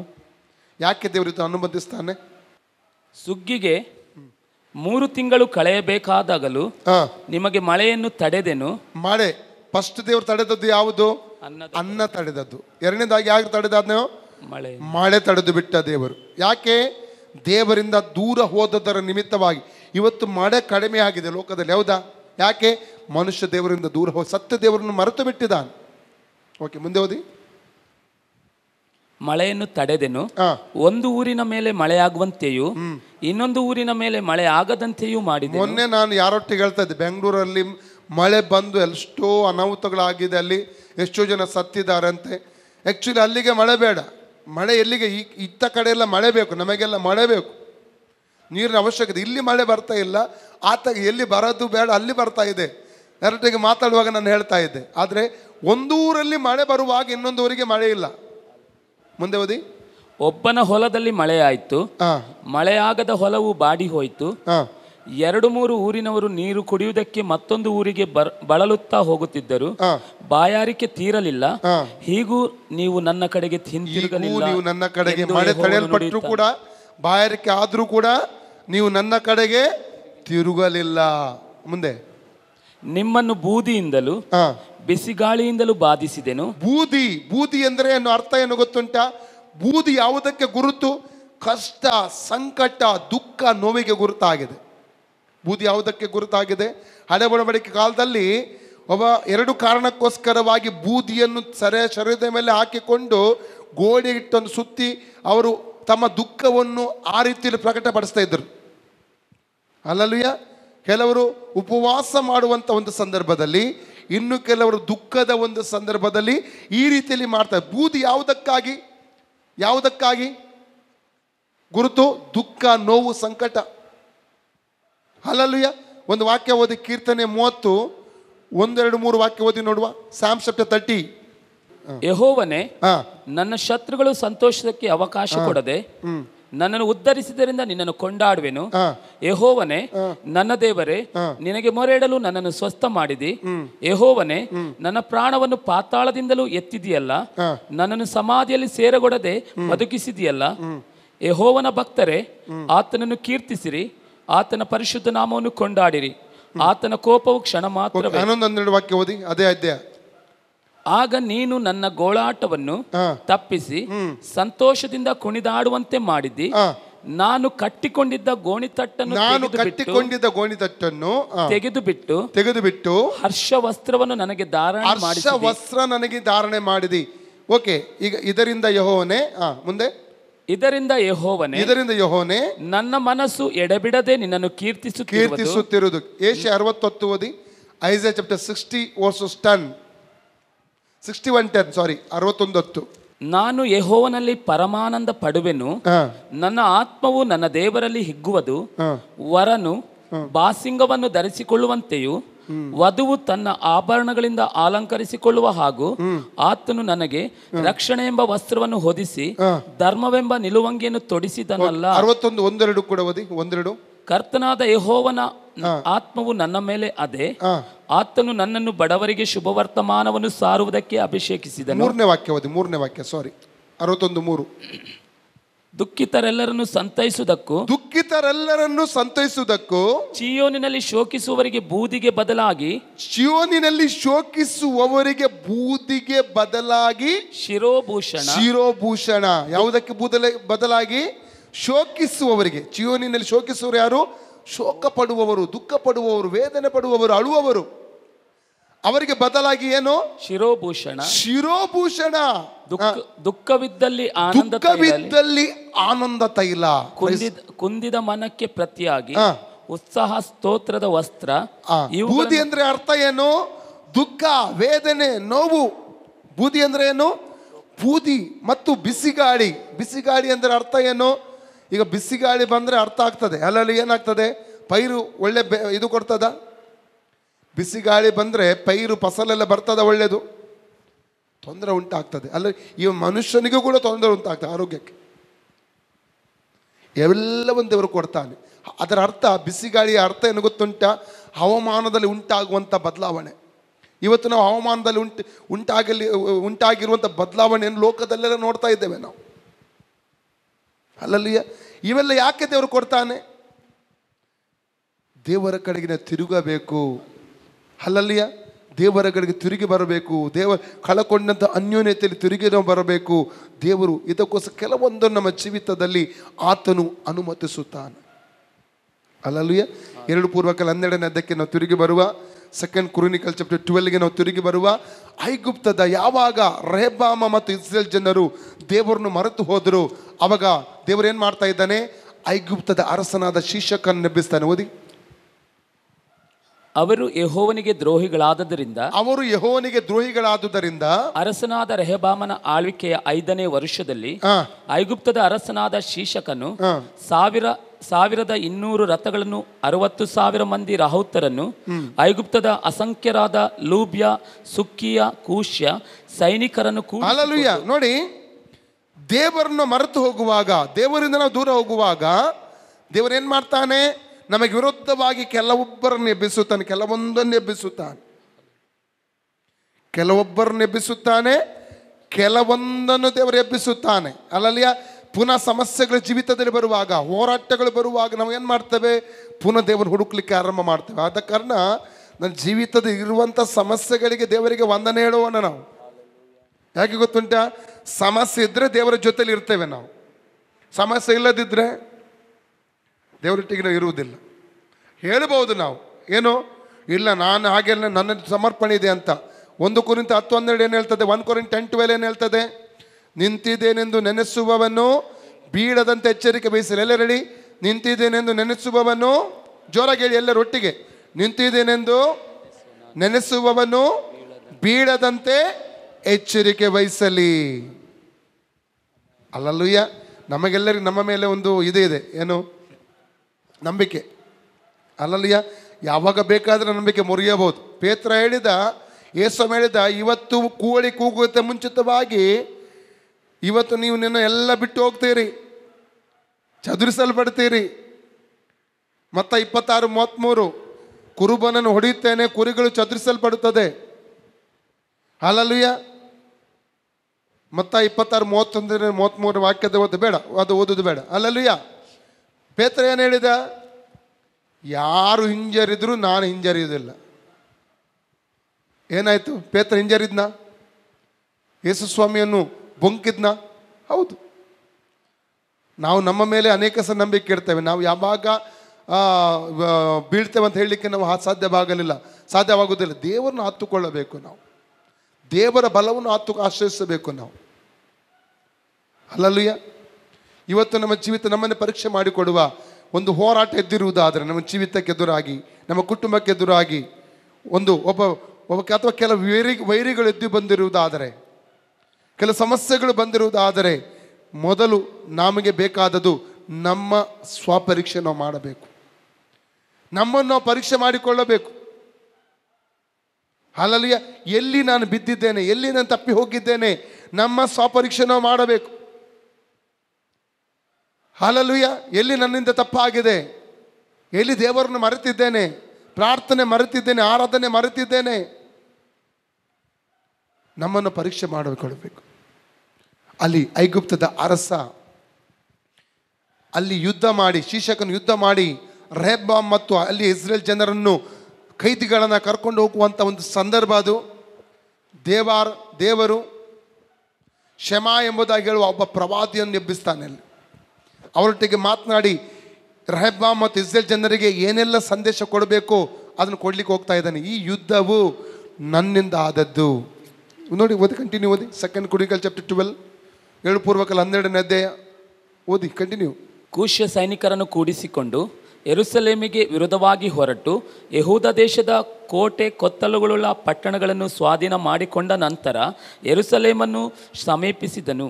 ಆಗ ಪ್ರವಾದಿಯಾದ ಶೆಮಾಯನು ರೆಹಬ್ಬಾಮನ ಬಳಿಗೂ ಶೀಶಕನಿಗೆ ಹೆದರಿ ಯೆರೂಸಲೇಮಿನಲ್ಲಿ ಕೂಡಿದ ಯೆಹೂದ್ಯ ಪ್ರಧಾನರ ಬಳಿಗೂ ಬಂದು ಅವರಿಗೆ, ನೀವು ನನ್ನನ್ನು ಬಿಟ್ಟದರಿಂದ ನಾನು ನಿಮ್ಮನ್ನು ಶೀಶಕನ ಕೈಯಲ್ಲಿ ಕೊಟ್ಟು ಬಿಟ್ಟಿದ್ದೇನೆಂಬುದನ್ನು ಯೆಹೋವನು ಅನ್ನುತ್ತಾನೆ ಎಂದು ಹೇಳಿದನು. ಹಲ್ಲೆಲೂಯಾ. ಕಾರಣ ಗೊತ್ತಾಯಿತು. ಈ ಸೋಲಿಗೆ ಏನು ಕಾರಣ, ಈ ಶೀಶಕನ ದಾಳಿಗೆ ಏನು ಕಾರಣ, ಈ ಸೆರೆಗೆ ಏನು ಕಾರಣ, ಸ್ಪಷ್ಟವಾಗಿ ದೇವರು ತನ್ನ ಪ್ರವಾದಿಯ ಮೂಲಕವಾಗಿ ಆ ಜನರಿಗೆ ದೇವರು ತಿಳಿಸ್ತಾ ಇದ್ದಾನೆ. ಹಲ್ಲೆಲೂಯಾ. ಇವತ್ತು ನಮ್ಮ ಅನೇಕ ಸೋಲುಗಳು ಇವತ್ತು ನಮ್ಮ ಜೀವಿತದಲ್ಲಿ ನಮ್ಮ ಮುಂದೆ ಇರಬಹುದು. ಸೋತು ಹೋಗ್ತಾ ಇದ್ದೇವೆ, ನಾವು ಕುಗ್ಗಿ ಹೋಗ್ತಾ ಇದ್ದೇವೆ. ಕೆಲವೊಂದು ಸಂಗತಿಗಳು ನಮ್ಮನ್ನು ಕುಗ್ಗಿಸ್ತಾ ಇವೆ, ಕೆಲವೊಂದು ನಮ್ಮನ್ನು ಬಾಧಿಸ್ತಾ ಇದೆ. ಯಾಕೆಂತ ನಮಗೆ ಗೊತ್ತಾಗ್ತಾ ಇಲ್ಲ. ಅದರ ಕಾರಣ ವಾಕ್ಯದ ಮೂಲಕ ದೇವರು ಹೇಳ್ತಾ ಇದ್ದಾನೆ. ಪಾಪ ದೇವರನ್ನು ಬಿಟ್ಟು ಹೋದದ್ದು. ಆಗ ರೆಹಬ್ಬಾಮ್ ಏನು ಹೇಳ್ತಾನೆ ನೋಡಿ. ಆಗ ಅರಸನು ಇಸ್ರೇಲ್ ಪ್ರಧಾನರು ಯೆಹೋವನು ನ್ಯಾಯವಂತನೆಂದು ಒಪ್ಪಿ, ಯೆಹೋವನು ನ್ಯಾಯವಂತನು, ಈ ಶಿಕ್ಷೆ ನಮಗೆ ನ್ಯಾಯವಾಗಿ ಬಂದಿದೆ, ಆತ ನ್ಯಾಯವಂತನು, ಸರಿಯಾದದನ್ನೇ ಆತ ನಡೆಸಿದ್ದಾನೆ, ಒಪ್ಪಿಕೊಳ್ತಾ ಇದ್ದಾರೆ. ನಮ್ಮ ಜೀವಿತದನ್ನು ಒಪ್ಪಿಕೊಳ್ಳಬೇಕು. ನ್ಯಾಯವಾದವನು ದೇವರು, ಅನಿತ್ಯವನ್ನು ಆತನು ಯಾವತ್ತೂ ಮಾಡಲ್ಲ. ಆದಿಕಾಂಡ 18:25 ಪ್ರಕಾರ ಸರ್ವಲೋಕಕ್ಕೆ ನ್ಯಾಯ ತೀರಿಸುವನು ಸರಿಯಾದ ರೀತಿ ನ್ಯಾಯ ತೀರಿಸ್ತಾನೆ. Genesis 18:25. ಹಲ್ಲೆಲೂಯಾ.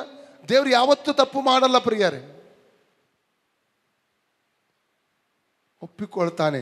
ಯಾವಾಗ ಅವರು ಪಶ್ಚಾತ್ತಾಪ ಪಟ್ಟು ಒಪ್ಪಿಕೊಂಡರೋ ಪುನಃ ಶೆಮಾಯನ ಮೂಲಕ ದೇವರು ಮಾತಾಡ್ತಾರೆ. ಏನು ಗೊತ್ತುಂಟಾ? ನಿಮ್ಮನ್ನು ಶಾಶ್ವತವಾಗಿ ಐಗುಪ್ತ ದೇಶದಲ್ಲಿ ಬಿಡುವುದಿಲ್ಲ, ಕೈದಿಗಳಾಗಿ ಬೇಗನೆ ರಕ್ಷಣೆ ಕೊಡ್ತೇನೆ. ಓದಿ, ಕಂಟಿನ್ಯೂ. ನ್ಯಾಯವಂತನೆಂದು ಒಪ್ಪಿ ತಮ್ಮನ್ನು ತಗ್ಗಿಸಿಕೊಂಡರು. ಯೆಹೋವನು ಇದನ್ನು ನೋಡಿ ಶೆಮಾಯನಿಗೆ, ಇವರು ತಮ್ಮನ್ನು ತಗ್ಗಿಸಿಕೊಂಡದರಿಂದ ಇವರನ್ನು ಸಂಹರಿಸುವುದಿಲ್ಲ, ಸ್ವಲ್ಪ ಕಾಲದಲ್ಲಿಯೇ ಇವರಿಗೆ ರಕ್ಷಣೆಯನ್ನು ಅನುಗ್ರಹಿಸುವೆನು. ನಾವು ಪುನಃ ದೇವರ ಕಡೆಗೆ ತಿರುಗಿಕೊಳ್ಳುವಾಗ, ದೇವರ ಬಳಿ ಪಶ್ಚಾತ್ತಾಪದ ಕ್ಷಮಾಪಣೆ ಕೇಳಿಕೊಳ್ಳುವಾಗ ದೇವರು ಪುನಃಸ್ಥಾಪನೆ ಜೀವಿತದಲ್ಲಿ ಬರುವಂಥದ್ದಾಗಿರುತ್ತದೆ. ದೇವರು ಪುನಃ ಕಳ್ಕೊಂಡ ತಿರುಗಿ ನಮ್ಮ ಜೀವಿತದಲ್ಲಿ ಕೊಡುವಾತನಾಗಿರುತ್ತಾನೆ. ಯಾವತ್ತೂ ದೇವರು ನಮ್ಮನ್ನು ಕೈ ಬಿಡುವುದಿಲ್ಲ. ಕೆಲವೊಂದು ಪಾಠಗಳನ್ನು ನಮಗೆ ಕಲಿಸುವುದಕ್ಕಾಗಿ ಕೆಲವೊಂದನ್ನು ದೇವರು ನಮ್ಮ ಜೀವಿತ ಅನುಮತಿಸ್ತಾನೆ. ಇಲ್ಲಿ ಕೂಡ ಇಸ್ರೇಲ್ ಜನರಿಗೆ 430 ವರ್ಷಗಳ ಆ ಐಗುಪ್ತ ದೇಶ ದಾಸತ್ವದಿಂದ ಬಿಡುಗಡೆ ಮಾಡಿದ ದೇವರು. ಅವರ ಮೊರೆ ಕೇಳಿದ. ಹಾಲು ಜೇನು ಹರಿಯುವಂಥ ಪ್ರಕಾರ ಎಕ್ಸೋಡಸ್ 3:7-8 ಪ್ರಕಾರ, ವಿಮೋಚನೆಗಳ 3:7-8 ಪ್ರಕಾರ ಹಾಲು ಜೇನು ಹರಿಯುವಂತಹ ಆ ಕಾನಾನ್ ದೇಶವನ್ನು ದೇವರಿಗೆ ವಾಗ್ದಾನ ಮಾಡಿ ಆ ದೇಶವನ್ನು ಕೂಡ ಕೊಟ್ಟ ದೇವರು. ಆ ದೇಶವನ್ನು ಕೊಡುವಂಥ ಸಂದರ್ಭದಲ್ಲಿ ಅನೇಕ ಎಚ್ಚರಿಕೆಗಳನ್ನು ದೇವರು ಅವರಿಗೆ ಕೊಟ್ಟ. ಕೆಲವೊಂದನ್ನು ಮಾತ್ರ ನಾವು ಓದಿಕೊಳ್ಳೋಣ. ಲೆವಿಟಿಕ ಚಾಪ್ಟರ್ 26 ಓದಿ. ಯಾಜಕನ 26ನೇ ಅಧ್ಯಾಯ 14ನೇ ವಾಕ್ಯದಿಂದ ಓದಿ. ಆದರೆ ನೀವು ನನ್ನ ಮಾತನ್ನು ಕೇಳದೆ ಈ ಆಜ್ಞೆಗಳನ್ನೆಲ್ಲ ಅನುಸರಿಸದೆ ನನ್ನ ನಿಯಮಗಳನ್ನು ಬೇಡವೆಂದು ನನ್ನ ವಿಧಿಗಳನ್ನು ತಳ್ಳಿಬಿಟ್ಟರೆ, ನೀವು ನನ್ನ ಆಜ್ಞೆಗಳನ್ನು ಅನುಸರಿಸದೆ ನನ್ನ ನಿಬಂಧನೆಗಳನ್ನು ಮೀರಿ ನಡೆದರೆ, ನಾನು ನಿಮಗೆ ಮಾಡುವುದೇನೆಂದರೆ ಕ್ಷಯರೋಗ, ಚಳಿಜ್ವರ ಮುಂತಾದ ಭಯಂಕರ ವ್ಯಾಧಿಗಳನ್ನು ನಿಮ್ಮಲ್ಲಿ ಇರುವಂತೆ ಮಾಡುವೆನು. ಇವುಗಳ ದೆಸೆಯಿಂದ ನೀವು ಕಂಗೆಟ್ಟವರಾಗಿಯೂ ಮನಗುಂದಿದವರಾಗಿಯೂ ಇರುವಿರಿ. ನೀವು ಬೀಜ ಬಿತ್ತಿದಾಗ ಅದರ ಫಲವು ನಿಮಗೆ ದೊರೆಯದೆ ಹೋಗುವುದು. ಶತ್ರುಗಳು ಬಂದು ಅದನ್ನು ತಿಂದು ಬಿಡು. ನೋಡಿ, ಈ ಲೆವಿಟಿಕ 26 ಅಧ್ಯಾಯ, ಯಾಜಕಾಂಡ, ಧರ್ಮೋಪದೇಶಗಳು 28 2 ಅಧ್ಯಾಯಗಳನ್ನು ಓದಿ ನೋಡಿ. ಅವಿಧೇಯತ್ವದ ಒಂದು ಶಿಕ್ಷೆಗಳು ಏನೆಂಬುದಾಗಿ ಅಲ್ಲಿ ಬರೆಯಲ್ಪಟ್ಟಿದೆ. ದೇವರಿಗೆ ಅವಿಧೇಯರಾಗಿ ಹೋಗುವಾಗ ಸಿಗುವಂಥ ಶಿಕ್ಷೆ, ಅಲ್ಲಿ ಏನೆಲ್ಲ ಶಿಕ್ಷೆಗಳು ಸಿಗ್ತದೆ ಎಂಬುದಾಗಿ ಸ್ಪಷ್ಟವಾಗಿ ದೇವರ ವಾಕ್ಯಗಳ ಮೂಲಕವಾಗಿ ಅವರಿಗೆ ತಿಳಿಸಿರುವಂಥದ್ದನ್ನು ಅಲ್ಲಿ ನಾವು ಕಾಣಲಿಕ್ಕೆ ನಮಗೆ ಸಾಧ್ಯವಾಗ್ತದೆ. ಇವೆಲ್ಲ ಇದ್ದರೂ ಕೂಡ ಇಸ್ರೇಲ್ ಜನರನ್ನು ಸುಮಾರು 14 ನ್ಯಾಯಸ್ಥಾಪಕರು ಆಳಿದರು. ಯೋಶುವನ ನಂತರ ನ್ಯಾಯಸ್ಥಾಪಕರ ಪುಸ್ತಕ ಓದ್ತೇವೆ, 21 ಅಧ್ಯಾಯಗಳುಂಟು. ಅದರಲ್ಲಿ ಸುಮಾರು 14 ನ್ಯಾಯಸ್ಥಾಪಕರು ಇಸ್ರೇಲ್ ಜನರನ್ನು ಆಳ್ವಿಕೆ ಮಾಡಿದರು. ನ್ಯಾಯಸ್ಥಾಪಕರ ಕಾಲದಲ್ಲಿ ಕೂಡ ನೋಡಿ 14 ಜನ ನ್ಯಾಯಸ್ಥಾಪಕರನ್ನು ಆಳಿದ್ರು ಕೂಡ ಕೊನೆಯ ವಾಕ್ಯ ಏನು ಹೇಳ್ತದೆ? 21-25 ವಾಕ್ಯ ಓದಿ. ಜಡ್ಜಸ್ 21-25, ನ್ಯಾಯಸ್ಥಾಪಕರು 21-25 ವಾಕ್ಯ ಓದಿ. ಅವರಿಗೆ ಅರಸನಿರಲಿಲ್ಲ ಮತ್ತು ಎಲ್ಲರೂ ಸ್ವಂತ ಇಷ್ಟದ ಪ್ರಕಾರ ಜೀವನ ಮಾಡ್ತಾ ಇದ್ದಾರೆ. ಓದಿ 21-25. ಆ ಕಾಲದಲ್ಲಿ ಇಸ್ರೇಲರೊಳಗೆ ಅರಸನಿರಲಿಲ್ಲ. ಪ್ರತಿಯೊಬ್ಬನು ತನ್ನ ತನ್ನ ಮನಸ್ಸಿಗೆ ಬಂದಂತೆ ನಡೆಯುತ್ತಿದ್ದನು. ಪ್ರತಿಯೊಬ್ಬ ತನಗೆ ಮನಸ್ಸಿಗೆ ಬಂದ ಕಡೆಗೆ ನಡೀತಿದ್ದ. ದೇವರಿಗೆ ಸ್ತೋತ್ರ. ಅದ ನಂತರ ಸಾಮುವೇಲನ ಅವರಿಗೆ ಪರಿಪಾಲಕನಾಗಿ ಬಂದ. 1 ಸಾಮುವೇಲ್ ಚಾಪ್ಟರ್ 3 19-21 ವಾಕ್ಯ ಓದಿದ್ರೆ, 1 ಸಾಮುವೇಲ 3:19-21 ವಾಕ್ಯ, ದಾನ್ನಿಂದ ಬೆರ್ಷೆಬದವರೆಗೆ ದೇವರು ಸಾಮುವೇಲನ ಪ್ರಸಿದ್ಧ ಪ್ರವಾದಿಯನ್ನಾಗಿ ಮಾಡಿದ. ದೇವರು ಅವನ ಜೊತೆಲಿದ್ದದ್ದು ಅವನ ಒಂದೇ ಒಂದು ಪ್ರವಾದನೆ ಬಿದ್ದು ಹೋಗಲಿಲ್ಲ. ಕೇವಲ ಪ್ರವಾದಿಯನ್ನಾಗಿ ಮಾತ್ರವಲ್ಲ ದೇವರು ಅವನು ನೇಮಿಸಿದ್ದು, ಅವನೊಬ್ಬ ಯಾಜಕನು ಕೂಡ ಆಗಿದ್ದ. ಕೇವಲ ಯಾಜಕನಾಗಿ ಮಾತ್ರ ನೇಮಿಸಿದ್ದು ದೇವರು ಮಾತ್ರವಲ್ಲ. ನಾವು 1 ಸಾಮುವೇಲ್ 7:15 7-15 ವಾಕ್ಯ ಓದುವುದಾದರೆ, ಸಾಮುವೇಲನು ಇಸ್ರೇಲ್ ಜನರನ್ನು ಆ ದಿವಸಗಳಲ್ಲಿ ಪರಿಪಾಲನೆ ಮಾಡ್ತಾ ಇದ್ದ. ಓದಿ 7:15. ಜೀವದಿಂದವರೆಗೆ ಇಸ್ರೇಲರನ್ನು ಪಾಲಿಸುತ್ತಿದ್ದನು. ಇಸ್ರೇಲರನ್ನು ಪಾಲಿಸ್ತಾ ಇದ್ದ. ಅವ್ರಿಗೆ ಬೇಕಾದಾಗ ಆಲೋಚನೆ ಹೇಳುವುದು, ಅವರಿಗೋಸ್ಕರ ಪ್ರಾರ್ಥಿಸುವುದು, ಅವರಿಗೆ ಮಾರ್ಗದರ್ಶನ ಮಾಡುವಂಥದ್ದು, ಇವೆಲ್ಲ ಅವರ ನ್ಯಾಯಗಳನ್ನು ತೀರಿಸುವಂಥ ಇವೆಲ್ಲ ಕಾರ್ಯಗಳನ್ನು ದೇವರು ಪ್ರವಾದಿಯಾದಂಥ ಸಾಮುವೇಲನು ಅವರಿಗೋಸ್ಕರವಾಗಿ ಮಾಡ್ತಾ ಇದ್ದ. ಆದರೆ 8ನೇ ಅಧ್ಯಾಯ ಬರುವಾಗ, 1 ಸಾಮುವೇಲ್ ಚಾಪ್ಟರ್ 8 ಬರುವಾಗ ಅವ್ರು ಏನು ಮಾಡ್ತಾ ಇದ್ದಾರೆ? ನಮಗೊಬ್ಬ ಅರಸನ್ನು ಬೇಕು. 5ನೇ ವಾಕ್ಯದಿಂದ 8. ಅವನಿಗೆ, ನೀನಂತೂ ಮುದುಕನಾದಿ, ನಿನ್ನ ಮಕ್ಕಳು ನಿನ್ನ ಮಾರ್ಗದಲ್ಲಿ ನಡೆಯುವುದಿಲ್ಲ. ಆದದರಿಂದ ಬೇರೆ ಎಲ್ಲ ಜನಾಂಗಗಳಿಗೆ ಇರುವಂತೆ ನಮಗೂ ಒಬ್ಬ ಅರಸನನ್ನು ನೇಮಿಸು, ಅವನೇ ನಮಗೆ ನ್ಯಾಯಸ್ಥಾಪಕನಾಗಿರಲಿ. ಇಲ್ಲಿ ದೇವರು ದುಃಖ ಪಡ್ತಾನೆ. ಮುಂದಿನ ವಾಕ್ಯ ಓದಿದ್ರೆ ದೇವರೇನ್ ಮಾಡ್ತಾ ಇದ್ದಾನೆ? ನಿನ್ನನ್ನೆಲ್ಲ ಅವರು ತಿರಸ್ಕಾರ ಮಾಡುವುದು, ನನ್ನನ್ನು ತಿರಸ್ಕಾರ ಮಾಡ್ತಾ ಇದ್ದಾರೆ ಎಂಬುದಾಗಿ ದೇವರಲ್ಲಿ ದುಃಖ ಪಡುವಂಥದ್ದನ್ನು ಅಲ್ಲಿ ನಾವು ಕಾಣ್ತೇವೆ. ಕೊನೆಗೆ ಸೌಲನನ್ನು ದೇವರು ಅವರಿಗೆ ಅರಸನಾಗಿ ಕೊಡ್ತಾ ಇದ್ದಾನೆ. ಮೊದಲ ಅರಸ ಯಾರು ಇಸ್ರೇಲ್ ಇದ್ದು? ಸೌಲನನ್ನು ದೇವರು ಅರಸನಾಗಿ ಕೊಟ್ಟೆ. ಎಷ್ಟು ಅರಸರು ಆಳಿದ್ರು? ಒಟ್ಟಿಗೆ 42 ಅರಸುಗಳು ಇಸ್ರೇಲನ್ನು ಆಳಿದರು. ಎಷ್ಟು ಅರಸುಗಳು? 42. ಒಂದು ಕ್ವೀನ್ ಅಂದರೆ ರಾಣಿ, 42 ಅರಸುಗಳು, ಒಂದು ರಾಣಿ ಅವರನ್ನು ಅತಲ್ಯ ಎಂಬಂತ ರಾಣಿ ಅವರನ್ನು ಆಳಿದ್ದು. ಹಲ್ಲೆಲೂಯಾ. ಅದರಲ್ಲಿ ಒಳ್ಳೆಯವರಿದ್ದರು, ಕೆಟ್ಟವರು ಕೂಡ ಇದ್ದರು. ಇಷ್ಟೆಲ್ಲ ಇದ್ದು ಕೂಡ ದೇವಜನರು ಸರಿಯಾದ ಮಾರ್ಗದಲ್ಲಿ ಹೋಗಲಿಲ್ಲ. ದೇವರನ್ನು ಘನಪಡಿಸುವ ರೀತಿಯಲ್ಲಿ ಘನಪಡಿಸಲಿಲ್ಲ. ಅವರು ವಿಗ್ರಹಗಳನ್ನು ಆರಾಧನೆ ಮಾಡಿದರು, ಸೂರ್ಯನನ್ನು ಚಂದ್ರನನ್ನು ಆರಾಧಿಸಿದರು, ಅಶೇರ ಬಾಳ ಎಂಬಂಥ ದೇವತೆಗಳನ್ನು ಅವರು ಆರಾಧಿಸಿ ದೇವರನ್ನು ಬಿಟ್ಟು ಅವರು ದೇವರಿಂದ ದೂರ ಹೋದರು. ಇದು ಅವರ ಮೇಲೆ ಕೋಪ ಬರುವುದಕ್ಕೆ ಇದೊಂದು ಕಾರಣವಾಗಿತ್ತು. ಅನೇಕ ಪ್ರವಾದಿಗಳ ಮೂಲಕ ದೇವರು ಎಚ್ಚರಿಸುತ್ತಾ ಬಂದ. ಹಲ್ಲೆಲೂಯಾ. ಯೆರೆಮೀಯ 25:12, ಯೆರೆಮೀಯ 29:10. ದೇವರ ಕಡೆ ತಿರುಗಾದಿರುವಂಥ ದೇವಜನರು 70 ವರ್ಷಗಳ ಕಾಲ ಬಾಬೇಲಿಗೆ ಪುನಃ ದಾಸತ್ವಕ್ಕೆ ಹೋಗ್ಲಿಕ್ಕಿದ್ದಾರೆಂಬಂತ ಪ್ರವಾದನೆಯನ್ನು ಈ ಯೆರೆಮೀಯ ಪ್ರವಾದಿ ಹೇಳ್ತಾ ಬಂದು ಎಚ್ಚರಿಸ್ತಾ ಬಂದರೂ ಕೂಡ ಮಾನಸಾಂತರ ಪಟ್ಟು ದೇವರ ಕಡೆಗೆ ಅವರು ತಿರುಗಿ ಬರಲಿಲ್ಲ. ಹಲ್ಲೆಲೂಯಾ. ಗಲಾತ್ಯರು ಚಾಪ್ಟರ್ 5:1 ಓದಿ. ಕ್ರಿಸ್ತನು ನಮ್ಮನ್ನು ಸ್ವತಂತ್ರದಲ್ಲಿ ಇರಿಸಬೇಕೆಂದು. ಎಲ್ಲಿ ಇರಿಸಬೇಕೆಂದು? ಎಲ್ಲರೇಳಿ, ಸ್ವಾತಂತ್ರ್ಯದಲ್ಲಿ ಇರಿಸಬೇಕೆಂದು ನಮಗೆ ಬಿಡುಗಡೆ ಮಾಡಿದನು. ಅದರಲ್ಲಿ ಸ್ಥಿರವಾಗಿ ನಿಲ್ಲಿರಿ. ಆ ಬಿಡುಗಡೆಯಲ್ಲಿ ನಾವು ಸ್ಥಿರವಾಗಿ ನಿಲ್ಲಬೇಕು. ದೇವರು ನಮ್ಮನ್ನು ಸ್ವತಂತ್ರನನ್ನಾಗಿ ಇರುವುದಕ್ಕೋಸ್ಕರ ಸ್ವತಂತ್ರನಾಗಿ ದೇವರು ನಮ್ಮನ್ನು ಮಾಡಿದ್ದಾನೆ. ಆ ಬಿಡುಗಡೆಯಲ್ಲಿ ನಾವು ಸ್ಥಿರವಾಗಿ ನಿಲ್ಲಬೇಕು. ಪುನಃ ದಾಸತ್ವದ ನೊಗದಲ್ಲಿ ತಿರುಗಿ ಸಿಕ್ಕಿಕೊಳ್ಳಬಾರದು. ಹಲ್ಲೆಲೂಯಾ. ಕ್ರಿಸ್ತನ ಬಿಡುಗಡೆ ಮಾಡಿದ ಉದ್ದೇಶ ಏನು? ನಾವು ಸ್ವಾತಂತ್ರ್ಯದಲ್ಲಿ ಇರುವುದಕ್ಕೋಸ್ಕರ. ಈಗ ಪುನಃ ನಾವು ಆ ದಾಸತ್ವದ ನೊಗದಲ್ಲಿ ಸಿಕ್ಕಾಕೊಳ್ಳಬಾರದು. ನಮಗೆ ಸ್ವಾತಂತ್ರ್ಯ ಇದೆ, ಏನು ಬೇಕಾದರೆ ಮಾಡೋದಕ್ಕಾಗಿ ಏನಿದೆ? ಸ್ವಾತಂತ್ರ್ಯ ದೇವರು ಕೊಟ್ಟಿದ್ದಾನೆ, ಸ್ವಾತಂತ್ರ್ಯ ಮಾಡಿದ್ದಾನೆ ನಮ್ಮನ್ನು. ಕೆಲವೊಂದು ಬಂಧನದಲ್ಲಿ ನಾವು ಜೀವಿಸ್ತಿದ್ದೆವು, ಕೆಲವೊಂದು ಪಾಪಕ್ಕೆ ಗುಲಾಮರಾಗಿದ್ದೆವು. ರಕ್ಷಣೆ ಕೊಟ್ಟ ಸ್ವಾಮಿ, ನಿತ್ಯ ಜೀವಿತ ನಿರೀಕ್ಷೆ ನಮ್ಮಲ್ಲಿ ಉಂಟು ಮಾಡಿದ. ಹಲ್ಲೆಲೂಯಾ. ಪಾಪದ ಜೀವಿತದಿಂದ ಬಿಡುಗಡೆ ಮಾಡಿದ. ಪುನಃ ಆ ನೊಗದಲ್ಲಿ ನಾವು ಸಿಕ್ಕಾಕೊಳ್ಳಬಾರದು. ಹಲ್ಲೆಲೂಯಾ. ನೋಡಿ, ಜಾನ್ ಚಾಪ್ಟರ್ 5:1-14 ವಾಕ್ಯ ಓದುವಾಗ, 38 ವರ್ಷದ ಆ ರೋಗಿಯನ್ನು ಯೇಸು ಬೆಥೆಸ್ದಾ ಕೊಳದ ಹತ್ತಿರ ಗುಣ ಮಾಡಿದ ನಂತರ ವರ್ಸಸ್ 5:14 ಏನು ಹೇಳ್ತದೆ ಗೊತ್ತುಂಟ? ಆಲಯದಲ್ಲಿ ಸಿಕ್ಕಿದ ಯೇಸು ಅವನಿಗೆ ಹೇಳಿದಂತ ಮಾತು ಏನು ಗೊತ್ತು ನೋಡಿ, ಎಚ್ಚರಿಕೆ ಮಾತು. ನಿನಗೆ ಸ್ವಸ್ಥವಾಯ್ತಲ್ಲ, ಇನ್ನು ಮೇಲೆ ಪಾಪ ಮಾಡಬೇಡ, ನಿನಗೆ ಹೆಚ್ಚಿನ ಕೇಡು ಬರ್ತದೆ. ನಿನಗೆ ಸ್ವಸ್ಥವಾಗಿದೆ, ಈಗ ನಿನ್ನ ಬಿಡುಗಡೆ ಹೊಂದಿದೆ. ಈಗ ಪಾಪದ ಜೀವಿತದಿಂದ ಬಿಡುಗಡೆ ಹೊಂದಿದ್ದಿ. ಇನ್ನು ಪಾಪ ಮಾಡಬೇಡ. ಇನ್ನು ಪಾಪ ಮಾಡಿದೇನಾಗ್ತದೆ? ಹೆಚ್ಚಿನ ಕೇಡು ಸಂಭವಿಸ್ತದೆ. ಸ್ವಾತಂತ್ರ್ಯ ನಮಗಿದೆ. ಆ ಸ್ವಾತಂತ್ರ್ಯವನ್ನು ದುರುಪಯೋಗ ಮಾಡಿಕೊಳ್ಳಬಾರದು ನಾವು. ಓದಿ 1 Corinthians 6:12, 1 Corinthians 6:12 ಓದಿ ಬೇಗ. ಎಲ್ಲಾ ಕಾರ್ಯಗಳನ್ನು ಮಾಡುವುದಕ್ಕೆ ನನಗೆ ಸ್ವಾತಂತ್ರ್ಯವೇನೋ ಉಂಟು. ನನಗೆ ಸ್ವಾತಂತ್ರ್ಯ ಇದೆ, ಆದರೆ ಎಲ್ಲವೂ ವಿಹಿತವಾಗಿರುವುದಿಲ್ಲ. ಎಲ್ಲಾ ಕಾರ್ಯಗಳನ್ನು ನನಗೆ ಸ್ವಾತಂತ್ರ್ಯ ಉಂಟು. ಎಲ್ಲಾ ಕಾರ್ಯಗಳನ್ನು ಮಾಡುವುದಕ್ಕೆ ನನಗೆ ಸ್ವಾತಂತ್ರ್ಯವಿದೆ, ಆದರೆ ನಾನು ಯಾವುದಕ್ಕೂ ಒಳಗಾಗುವುದಿಲ್ಲ. ಯಾವುದಕ್ಕೂ ನಾನು ಒಳಗಾಗಲ್ಲ. ಸಾರಿ, ಹಿಂದಿ ನಾನು ಮರೆತು ಹೋದೆ ನಾನು. Praise God. हालेलुया. सब कुछ करने के लिए मेरे को स्वतंत्र है, लेकिन किसका मैं गुलाम नहीं होएगा. John 8:34, ಪಾಪ ಮಾಡುವನು ಪಾಪಕ್ಕೆ ಗುಲಾಮನಾಗಿದ್ದಾನೆ. John 8:34 ಏನು ಹೇಳ್ತದೆ? ಪಾಪ ಜೋ ಕರ್ತಾ ಹೋ ಪಾಪ ಕಾ ಗುಲಾಮ್ ಹೈ. ಪಾಪ ಮಾಡಿದ್ರೆ ಪಾಪಕ್ಕೆ ನಾವು ದಾಸರಾಗ್ತೇವೆ.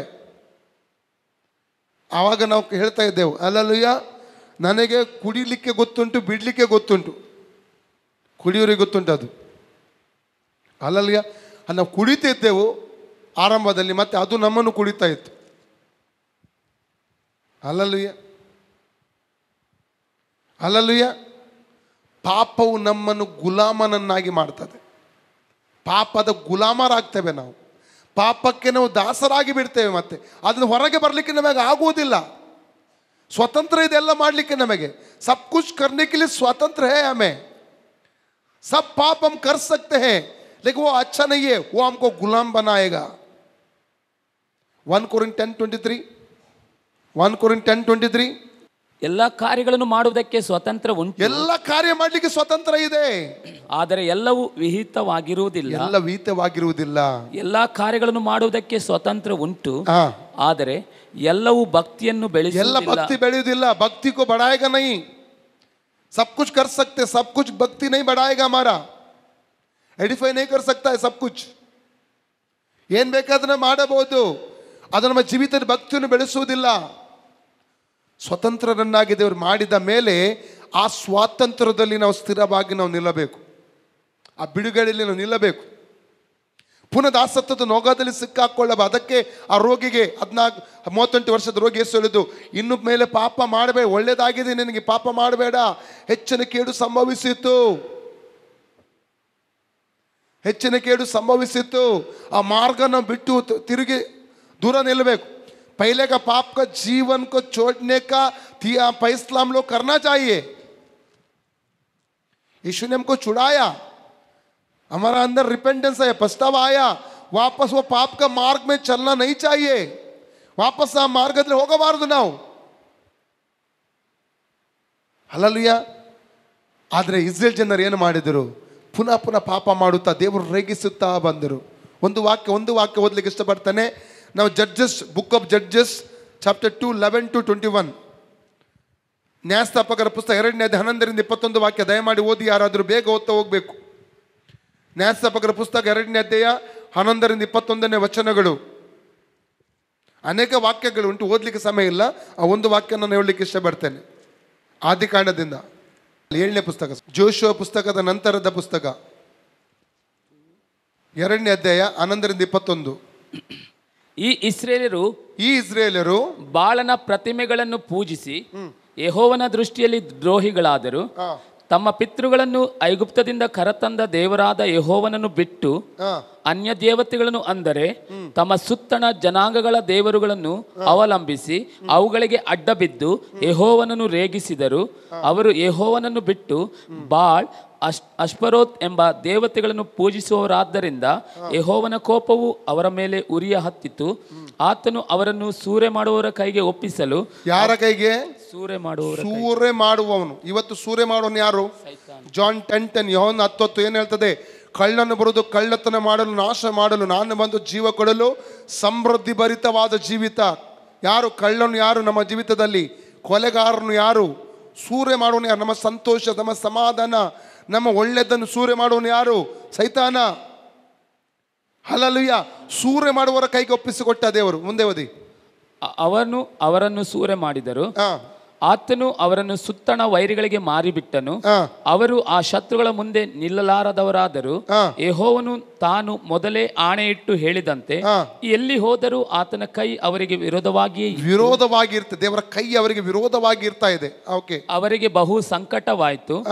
ಆಗ ಯೆಹೋವನು ಅವರನ್ನು ಸೂರೆ ಮಾಡುವವರ ಕೈಯಿಂದ ತಪ್ಪಿಸುವುದಕ್ಕೋಸ್ಕರ ನ್ಯಾಯಸ್ಥಾಪಕರನ್ನು ಕಳುಹಿಸಿ. ಎಲ್ಲ ವಾಕ್ಯಗಳಲ್ಲಿ ನೋಡ್ತೇವೆ, ಅವರು ಮೊರೆ ಇಡುವಾಗ ದೇವರು ಬಿಡುಗಡೆ ಮಾಡ್ತಾನೆ. ಪುನಃ ಪಾಪದಲ್ಲಿ ಹೋಗ್ತಾ ಇದ್ದಾರೆ. ನಮ್ಮ ಜೀವಿತ ಆ ರೀತಿ ಇರಬಾರ್ದು. ತೀರ್ಮಾನ ನಮ್ಮ ಜೀವಿತದಲ್ಲಿ ಬೇಕು. ನಾನು ಪುನಃ ಆ ಮಾರ್ಗಕ್ಕೆ ಹೋಗಲ್ಲ, ವಾಪಸ್ वो मार्ग में नहीं जाएगा मैं, परमेश्वर का रास्ते में चलेगा मैं, पवित्रता में जिएगा. वो फैसला हमारा जीवन में करना चाहिए. ಆ ತೀರ್ಮಾನ ನಾವು ತೆಗೆದುಕೊಳ್ಳಬೇಕು. ಸತ್ಯಕ್ಕಾಗಿ ನಾವು ನಿಲ್ಲಬೇಕು. ಇಸ್ರೇಲ್ ಜನರು ಏನು ಮಾಡಿದ್ರು? ಪುನಃ ಪುನಃ ಪಾಪ ಮಾಡಿದ್ರು. ಇದರಿಂದಾಗಿ ಡ್ಯಾನಿಯಲ್ ಚಾಪ್ಟರ್ 1:1, ದಾನಿಯೇಲ 1:1 ಏನಾಯ್ತು? ಅಲ್ಲಿ ದೇವರು ನೆಬೂಕದ್ನೆಚ್ಚರನನ್ನು ನೆಬ್ಬಿಸುತ್ತಾನೆ. ನೋಡಿ, ಕೊನೆಯ ಅರಸುಗಳು ಅವರದ್ದು, ಇಸ್ರೇಲರ ಕೊನೆಯ ಅರಸುಗಳ ಕುರಿತಾಗಿ ಓದೋಣ. 2 ಕ್ರಾನಿಕಲ್ ಚಾಪ್ಟರ್ 36, 2 ಪೂರ್ವಕಾಲ 36 ಅಧ್ಯಾಯ, ಅದರಲ್ಲಿ 23 ವಾಕ್ಯಗಳು ಮಾತ್ರ ಉಂಟು. ಅದನ್ನು ಓದಿಕೊಳ್ಳುವ. ಪೂರ ಓದೋದು ಬೇಡ. 1ನೇ ವಾಕ್ಯದಲ್ಲಿ ಏನು ಹೇಳ್ತದೆ? ಆವಾಗ ಯಾರನ್ನು ನೋಡಿ, ದೇಶದ ಜನರು ಯೋಷಿಯನ ಮಗನಾದ ಅಶ್ಪೇಜನನ್ನು ಅರಸನಾಗಿ ಮಾಡ್ತಾರೆ. ಹೌದಾ? ಓದಿ. ದೇಶದ ಜನರು ಯೋಷಿಯನ ಮಗನಾದ ಯೆಹೋವಾಹಾಜನನ್ನು ತೆಗೆದುಕೊಂಡು ಅವನ ತಂದೆಗೆ ಬದಲಾಗಿ ಯೆರೂಸಲೇಮಿನಲ್ಲಿ ಅರಸನನ್ನಾಗಿ ಮಾಡಿದರು. ಯಾರು ಮಾಡ್ತಾ ಇದ್ದಾರೆ ಅರಸನನ್ನು? ದೇಶದ ಜನರೇ ಯೋಷಿಯನ ಮಗನಾದ ಹಲ್ಲೆಲೂಯಾ ಆಹಾಜನನ್ನು ಏನ್ ಮಾಡ್ತಾ ಇದ್ದಾರೆ? ಅರಸನನ್ನಾಗಿ ಮಾಡ್ತಾ ಇದ್ದಾರೆ. Praise God. ಆದರೆ ಏನಾಗ್ತಾ ಉಂಟು?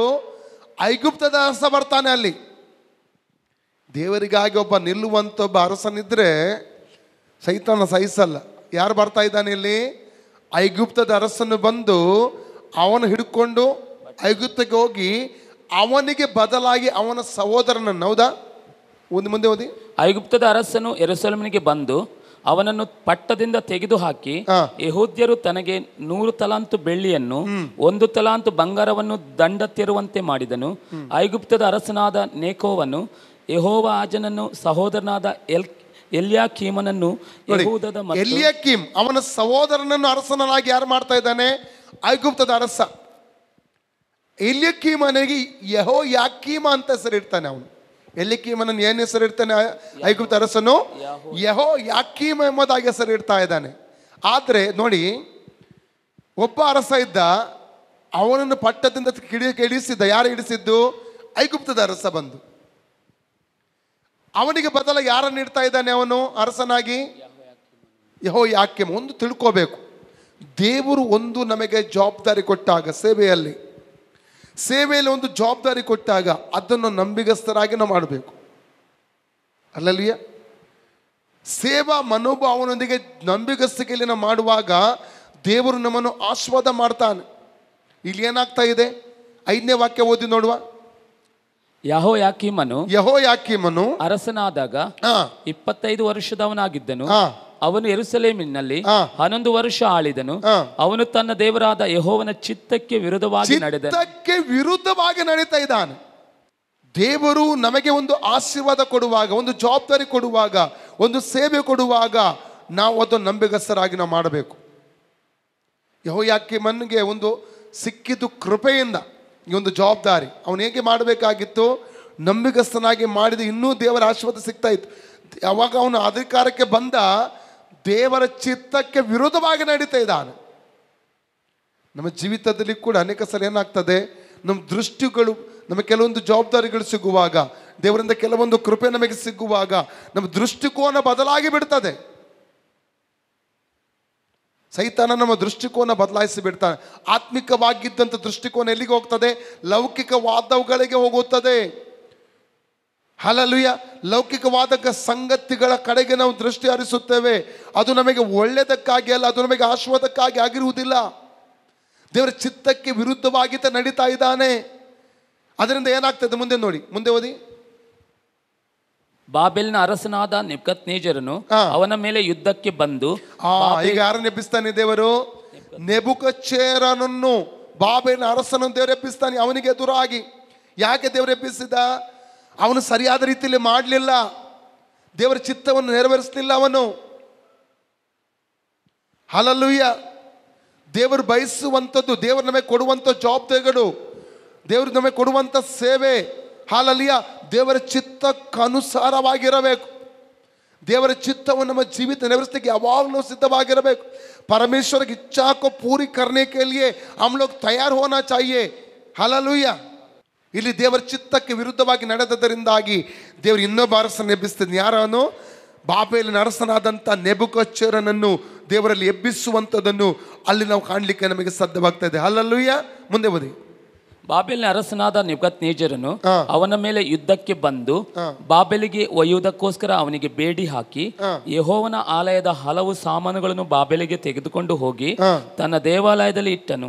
ಯೆಹೋಯಾಕೀಮನ ಉಳಿದ ಚರಿತ್ರೆಯು, ಅವನು ನಡೆಸಿದ ಅಸಹ್ಯ ಕೃತ್ಯಗಳು, ಅವನಲ್ಲಿ ಕಂಡು ಬಂದದೆಲ್ಲವೂ ಇಸ್ರೇಲ್ಯರ ಮತ್ತು ಯೆಹೂದ್ಯರ ರಾಜ್ಯ ಗ್ರಂಥದಲ್ಲಿ ಬರೆದಿರುತ್ತದೆ. ಅವನಿಗೆ ಬದಲಾಗಿ ಅವನ ಮಗನಾದ ಯೆಹೋಯಾಕೀನನು ಅರಸನಾದನು. ಅವನ ಮಗನಾದ ಯೆಹೋಯಾಕೀನನು ಅರಸನಾದ. ಅವನಿಗೆ ನಡೆದ 9ನೇ ವಾಕ್ಯ ಓದಿ. ಯೆಹೋಯಾಕೀನನು ಅರಸನಾದಾಗ 8 ವರ್ಷದವನಾಗಿದ್ದನು. ಅವನು ಯೆರೂಸಲೇಮಿನಲ್ಲಿ 3 ತಿಂಗಳು 10 ದಿವಸ ಆಳಿದನು. ಅವನು ಯೆಹೋವನ ಚಿತ್ತಕ್ಕೆ ವಿರುದ್ಧವಾಗಿ ನಡೆದನು. ದೇವರ ಚಿತ್ತಕ್ಕೆ ವಿರುದ್ಧ, ಅವನು ಕೂಡ ದೇವರ ಚಿತ್ತಕ್ಕೆ ವಿರುದ್ಧವಾಗಿ ನಡೆಸ್ತಾನೆ. ಅವನು ಕೂಡ ದೇವರ ಚಿತ್ತಕ್ಕೆ ವಿರುದ್ಧವಾಗಿ ನಡೀತಾ ಇದ್ದಾನೆ. ಮತ್ತೆ ಏನಾಯ್ತು ನೋಡಿ ಮುಂದೆ.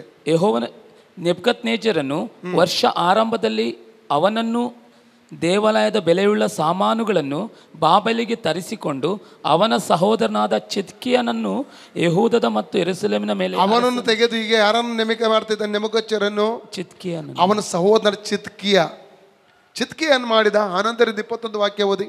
11 to 21 ವರ್ಡ್ಸ್ ಓದಿ. ಚಿದ್ಕೀಯನು ಅರಸನಾದಾಗ 21 ವರ್ಷದವನಾಗಿದ್ದನು. ಅವನು ಯೆರೂಸಲೇಮಿನಲ್ಲಿ 11 ವರ್ಷ ಆಳಿದನು.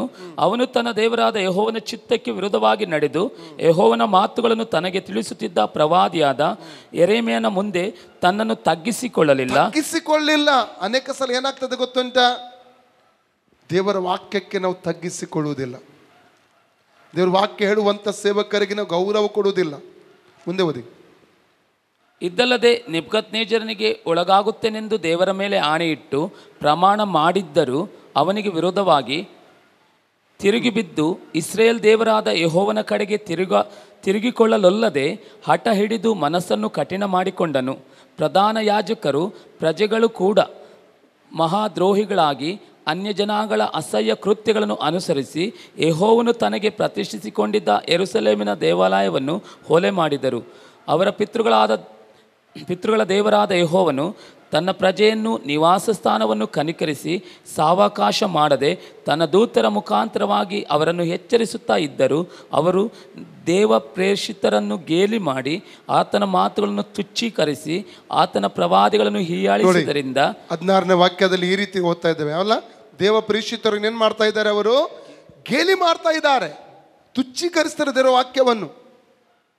ಇನ್ನು 4 ವಾಕ್ಯ ಉಂಟು, 21 ವಾಕ್ಯದವರು ಓದ್ತಾ ಹೋದ್ರೆ ಅನೇಕ ವಿಚಾರಗಳನ್ನು ಅಲ್ಲಿ ಕಾಣಲಿಕ್ಕೆ ನಮಗೆ ಸಾಧ್ಯವಾಗ್ತದೆ. ಒಂದು ಮಾತನ್ನು ಹೇಳಬೇಕಾದ್ರೆ, ದೇವರಿಗೆ ವಿರೋಧವಾಗಿ ತಿರುಗಿ ಬಿದ್ದರು, ದೇವ ಪ್ರೇಷಿತರಿಗೆ ವಿರುದ್ಧವಾಗಿ ಅವರು ತಿರುಗಿ ಬಿದ್ದರು, ದೇವರ ಪ್ರವಾದಿಗಳಿಗೆ ವಿರುದ್ಧವಾಗಿ ತಿರುಗಿ ಬಿದ್ದರು, ದೇವರ ವಾಕ್ಯವನ್ನು ಅಲಕ್ಷ್ಯ ಮಾಡಿದರು, ದೇವರ ವಾಕ್ಯವನ್ನು ತಿರಸ್ಕಾರ ಮಾಡಿದರು, ಆಲಯವನ್ನು ಕೆಡಿಸಿಬಿಟ್ಟರು, ಹೊಲೆ ಮಾಡಿಬಿಟ್ಟರು. ಆಲಯವನ್ನು ಏನು ಮಾಡಿದರು? ಹೊಲೆ ಮಾಡಿಬಿಟ್ಟರು. ಅನ್ಯ ಜನಾಂಗಗಳ ಆಚರಣೆಗಳನ್ನು ಆಚರಿಸಿದರು. ಇದರಿಂದಾಗಿ ದೇವರೇನು ಮಾಡ್ತಾ ಇದ್ದಾನೆ? ನೆಬೂಕದ್ನೆಚ್ಚರನನ್ನು ಎಬ್ಬಿಸಿ ಬಿಡ್ತಾನೆ. ನೆಬೂಕದ್ನೆಚ್ಚರನನ್ನು ಎಬ್ಬಿಸಿ ಇವನ್ನೆಲ್ಲಿ ಕರ್ಕೊಂಡು ಹೋಗ್ತಾ ಯುದ್ಧ ಮಾಡಿ ಅವನೇನು ಮಾಡ್ತಾ ಇದ್ದಾನೆ? ಸೆರೆಗಳನ್ನಾಗಿ ಸೆರೆ ಆಳುಗಳನ್ನು ಕರ್ಕೊಂಡು ಹೋಗ್ತಾ ಇದ್ದಾನೆ, ಕೈದು ಮಾಡಿಕೊಂಡು. ಆಲಯದ ಸಾಮಾನುಗಳನ್ನು ಏನು ಮಾಡ್ತಾನೆ ಅವನು? ತನ್ನ ದೇಶಕ್ಕೆ ತೆಗೆದುಕೊಂಡು ಹೋಗ್ತಾನೆ. ಇದು ದೇವರ ಚಿತ್ತಕ್ಕೆ ವಿರುದ್ಧವಾಗಿಯಾ ನೆಬೂಕದ್ನೆಚ್ಚರ ಮಾಡಿದ್ದು? ದೇವರ ಚಿತ್ತಕ್ಕೆ ಅನುಸಾರ. ಓದಿ ಡ್ಯಾನಿಯಲ್ ಚಾಪ್ಟರ್ 1-2 ನಾವು ಬರುವ. ಡ್ಯಾನಿಯಲ್ ಚಾಪ್ಟರ್ 1 verses 2 ಓದಿ. ಆಗ ಕರ್ತನು ಯೆಹೂದದ ಅರಸನಾದ ಯೆಹೋಯಾಕೀಮನನ್ನು ದೇವಾಲಯದ ಅನೇಕ ಪಾತ್ರೆಗಳನ್ನು ಆಗ ಎಲ್ಲರೆಡಿ ಆಗ ಕರ್ತನು ಸೈತಾನನಲ್ಲ, ಬಾಬೇಲಿನ ಅರಸನ ಕೈಗೆ ಒಪ್ಪಿಸಿಕೊಟ್ಟದ್ದು ಸೈತಾನನಲ್ಲ, ದೇವಜನರನ್ನು. ದೇವಜನರನ್ನು ಮಾತ್ರವಲ್ಲ, ಆಲಯದ ಸಾಮಾನುಗಳನ್ನು ನೆಬೂಕದ್ನೆಚ್ಚರನ ವಶಕ್ಕೆ ಕೊಟ್ಟದ್ದು ಸ್ವತಃ ದೇವರೇ, ಸೈತಾನನಲ್ಲ.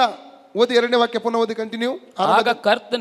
ಆಗ ಕರ್ತನು ಯೆಹೂದದ ಅರಸನಾದ ಯೆಹೋಯಾಕೀಮನನ್ನು ದೇವಾಲಯದ ಅನೇಕ ಪಾತ್ರೆಗಳನ್ನು ಅವನ ವಶಕ್ಕೆ ಕೊಡಲು. ಹಾಗಾದ್ರೆ ಇಲ್ಲಿ ದೇವರು ದೇವಾಲಯದ ಪಾತ್ರೆಗಳನ್ನು ಕೊಡ್ತಾ ಇದ್ದಾನೆ, ದೇವಜನರನ್ನು ಅವನ ವಶಕ್ಕೆ ಕೊಡುವಂಥದ್ದನ್ನು ನೋಡ್ತೇವೆ. ಯಾಕೆ ಏನು ಕಾರಣ? ಅವಿಧೇಯತ್ವ, ದೇವಜನರ ಅವಿಧೇಯತ್ವ. ಆದಾಮ ಅವರಿಗೆ ದೇವರು ರೂಲ್ ಮಾಡಿ ಕೇಳಿದ, ಅಧಿಕಾರ ನಡೆಸಲಿಕ್ಕೆ ಕೇಳಿದ, ಇಡೀ ಲೋಕದ ಮೇಲೆ ಅಧಿಕಾರ ನಡೆಸುವಂತ ಕೃಪೆ ಕೊಟ್ಟ. ಅವರೇನ್ ಮಾಡಿದ್ರು? ದೇವರ ಮಾತಿಗೆ ಅವಿಧೇಯರಾದರು. ಏನಾಯ್ತು? ಆದಮ ಅವರನ್ನೇ, ಈ ಭೂಲೋಕವನ್ನು ಮಾತ್ರವಲ್ಲ, ಆದಮ ಅವರನ್ನೇ ರೂಲ್ ಮಾಡುವುದಕ್ಕಾಗಿ ಯಾರು ಬಂದ? ಸೈತಾನ ಬಂದ. ಯಾಕೆ? ಸೈತಾನನಿಗೆ ಇವರು ಅವಿಧೇಯರಾಗಿ ದೇವರಿಗೆ ಇವರು ಅವಿಧೇಯರಾದರು. ಹಲ್ಲೆಲೂಯಾ. 137 ಕೀರ್ತನೆ 1ನೇ ವಾಕ್ಯದಿಂದ ಓದುವ. 137 Psalms verses 1 ಓದಿ. ಈ ಕೀರ್ತನೆ ಬರೆಯುವಾಗ ಎಲ್ಲಿದ್ದಾರೆ ದೇವಜನರು? ಬಾಬೇಲಿನ ನದಿಗಳ ಬಳಿ, ಅಹಾವ ನದಿಯ ದಂಡೆಯಲ್ಲಿ ನಿಂತು ಅಳುತ್ತಾ ಈ ಕೀರ್ತನೆ ಅವರು ಹೇಳ್ತಾ ಇದ್ದಾರೆ. ಓದಿ. ಯೆಹೋವನಿಗೆ ಸ್ತೋತ್ರ, ಯೆಹೋವನ ನಾಮವನ್ನು ಸ್ತುತಿಸಿರಿ, ಯೆಹೋವನ ಸೇವಕರೇ, ಯೆಹೋವನ ಮಂದಿರದಲ್ಲಿಯೂ ನಮ್ಮ ದೇವರ ಆಲಯದ ಅಂಗಳದಲ್ಲಿಯೂ ಸೇವೆ ಮಾಡುವವರೇ ಆತನನ್ನು ಕೀರ್ತಿಸಿರಿ. ಬ್ರದರ್ 137 137 ಕೀರ್ತನೆ. ನಾವು ಬಾಬೇಲ್ ದೇಶದ ನದಿಗಳ ಬಳಿಯಲ್ಲಿ ಕೂತುಕೊಂಡು ಚೀಯೋನನ್ನು ನೆನೆಸಿ ಅತ್ತೆವು. ಯಾವುದ ನೆನೆಸಿ? ಈಗ ಎಲ್ಲಿದ್ದಾರೆ ದೇವಜನರು? ಇಸ್ರೇಲ್ ಜನರು ಎಲ್ಲಿದ್ದಾರೆ? ಬಾಬೇಲ್ ದೇಶದಲ್ಲಿದ್ದಾರೆ, ಸೆರೆಯಾಗಿ ಬಂದಿದ್ದಾರೆ, ಗುಲಾಮರಾಗಿ ಬಂದಿದ್ದಾರೆ. ಯಾವುದ ನೆನೆಸಿ ಅಲ್ಲಿ ಅಳ್ತಾ ಇದ್ದಾರೆ? ಚೀಯೋನನ್ನು ನೆನೆಸಿ. ಅನೇಕ ಸಲ ನಾವು ದೇವರ ಪ್ರಸನ್ನತೆಯಲ್ಲಿ ಆನಂದಿಸಿದ ಅನುಭವಗಳು ನೆನೆಸಿ ಅಳುವಂಥ ಸನ್ನಿವೇಶ ಬರ್ತದೆ. ಅಲ್ಲಲ್ಲಿ ಆರಂಭದ ದಿವಸಗಳು ಹೇಗಿದ್ದವು? ಕರ್ತನನ್ನು ಕಂಡುಕೊಂಡಂಥ ಸಮಯದಲ್ಲಿ, ರಕ್ಷಣದ ದಿವಸಗಳಲ್ಲಿ ಹೇಗೆ ಸ್ವಾರ್ಥ ಸಾರ್ತಾ ಇದ್ದೆವು, ಹೇಗೆ ಪ್ರಾರ್ಥನೆ ಮಾಡ್ತಾ ಇದ್ದೆವು. ರಾತ್ರಿ ಪ್ರಾರ್ಥನೆ ಅಂದರೆ ಈ ರಾತ್ರಿ ನಮ್ಮ ಸಭೆಯಲ್ಲಿ ನಾವು ಆರಂಭದಲ್ಲಿ ಅಲ್ಲಿ ಚಿಕ್ಕ ಆಲಯ ಇತ್ತು. ಚಿಕ್ಕ ಆಲಯ ಅಂದರೆ ಸಿಮೆಂಟ್ ಶೀಟ್ ಇದ್ದು, ಐಸೆನ್ಸ್ನಲ್ಲಿ ಚಿಕ್ಕ ಹಾಲ್ ಇತ್ತು. ಒಂದು ಕೂಟ ಆರಂಭವಾದರೆ ಬೆಳಿಗ್ಗೆ ಒಂದು ದಿವಸ 10 ಗಂಟೆಗೆ ಕೂಟ ಆರಂಭವಾದರೆ, ಅದು 10ರಿಂದ 4 ಗಂಟೆಗಂತ ನಾವು ನೇಮಕ ಮಾಡ್ತಾ ಇದ್ದೆವು. ಆರಂಭವಾದರೆ ಮರು ದಿವಸ ಬೆಳಿಗ್ಗೆ 4 ಗಂಟೆಗೆ 5 ಗಂಟೆಗೆ ಮುಗಿದದುಂಟು. ಆರಂಭದಲ್ಲಿ ನಮ್ಮ ಜೊತೆಲಿದ್ದವರಿಗೆ ಕೇಳಿ. ಈಗ ಒಂದು ಭಾನುವಾರದ ಆರಾಧನೆ 1:00 ಮುಗೀತದಂತ ಹೇಳುವಾಗ 5-10 ನಿಮಿಷಕ್ಕೆ ಅದಲ್ಲಿ ಎಲ್ಲರಲ್ಲ, ಕೆಲವೊಬ್ಬರು ಸೀದಾ ಎದ್ದು ಹೋಗ್ತಾರೆ. ಎಲ್ಲಿದೆ ಮೊದಲ ಪ್ರತಿಷ್ಠೆ? ಎಲ್ಲಿದೆ ಮೊದಲ ಪ್ರೀತಿ? 10 ನಿಮಿಷ 5 ನಿಮಿಷ ಹೆಚ್ಚಾಗುವಾಗ ಗುಣಗುಟ್ಲಿಕ್ಕೆ ಸ್ಟಾರ್ಟ್ ಆಗ್ತದೆ, ವಾಚ್ ನೋಡಲಿಕ್ಕೆ ಸ್ಟಾರ್ಟ್ ಆಗ್ತದೆ. ಟಿ ವಿ ಮುಂದೆ ಕೂತ್ಕೊಳ್ಳುವಾಗ 3-4 ಗಂಟೆ ನಮಗೆ ತೊಂದರೆನೇ ಆಗಲ್ಲ. ಬೇಡದ ಸಂಭಾಷಣೆ ಮಾಡಲಿಕ್ಕೆ ಕೂತ್ಕೊಂಡು 4-5 ಜನರೊಟ್ಟಿಗೆ ತೊಂದರೆನೇ ಆಗಲ್ಲ. ಗಂಟೆ ಕಟ್ಟಿಲಿ ಫೋನಲ್ಲಿ ಮಾತಾಡುವಾಗ ನಮಗೆ ಸಮಯ ಓದೋದೇ ಗೊತ್ತಾಗೋದಿಲ್ಲ, ಆವಾಗ ನಮಗೆ ತೊಂದರೆ ಆಗಲ್ಲ. ಆದರೆ ಆಲಯದಲ್ಲಿ 5-10 ನಿಮಿಷ ತಡವಾದರೆ, ಅರ್ಧ ಗಂಟೆ ತಡವಾದರೆ ಏನಾಗ್ತವೆ? ಗುಣಗಾಟ ಆರಂಭವಾಗ್ತದೆ. ಕೆಲವರು ಎದ್ದು ಹೋಗ್ತಾರೆ. ಎಲ್ಲ ಯಾರಾದರೂ 1-2 ಜನ ಆದರೂ ಎದ್ದು ಹೋಗ್ತಾರೆ. ಎಲ್ಲಿದೆ ಮೊದಲ ಸಮರ್ಪಣೆ? ಎಲ್ಲಿದೆ ಮೊದಲ ಪ್ರೀತಿ? ಎಲ್ಲಿದೆ ಮೊದಲ ವೈರಾಗ್ಯ? ಎಲ್ಲಿದೆ ಮೊದಲ ಸಮರ್ಪಣೆ? ಹಲ್ಲೆಲೂಯಾ. ಸಮಯದ ನಮಗೆ ಅಭಾವ ಇಲ್ಲ. ಚೀಯೋನನ್ನು ನೆನೆಸಿ ಹೇಳುವಂಥದ್ದು, ದೇವರೊಟ್ಟಿಗೆ ನಾವು ಜೀವಿಸುವಾಗ, ದೇವರೊಟ್ಟಿಗೆ ನಾವು ನಡೆಯುವಾಗ, ದೇವರ ಪ್ರೀತಿಯಲ್ಲಿ ಇರುವಾಗ ಆ ಪ್ರಸನ್ನತೆ ಏನು, ಆ ಸಾನ್ನಿಧ್ಯ ಏನು ನಾವು ಅರ್ಥ ಮಾಡಿಕೊಂಡಿದ್ದೆವು. ಇವತ್ತು ಅನೇಕರು ಪ್ರಸನ್ನತೆ ಕಳ್ಕೊಂಡ ಸ್ಥಿತಿಯಲ್ಲಿದ್ದೇವೆ.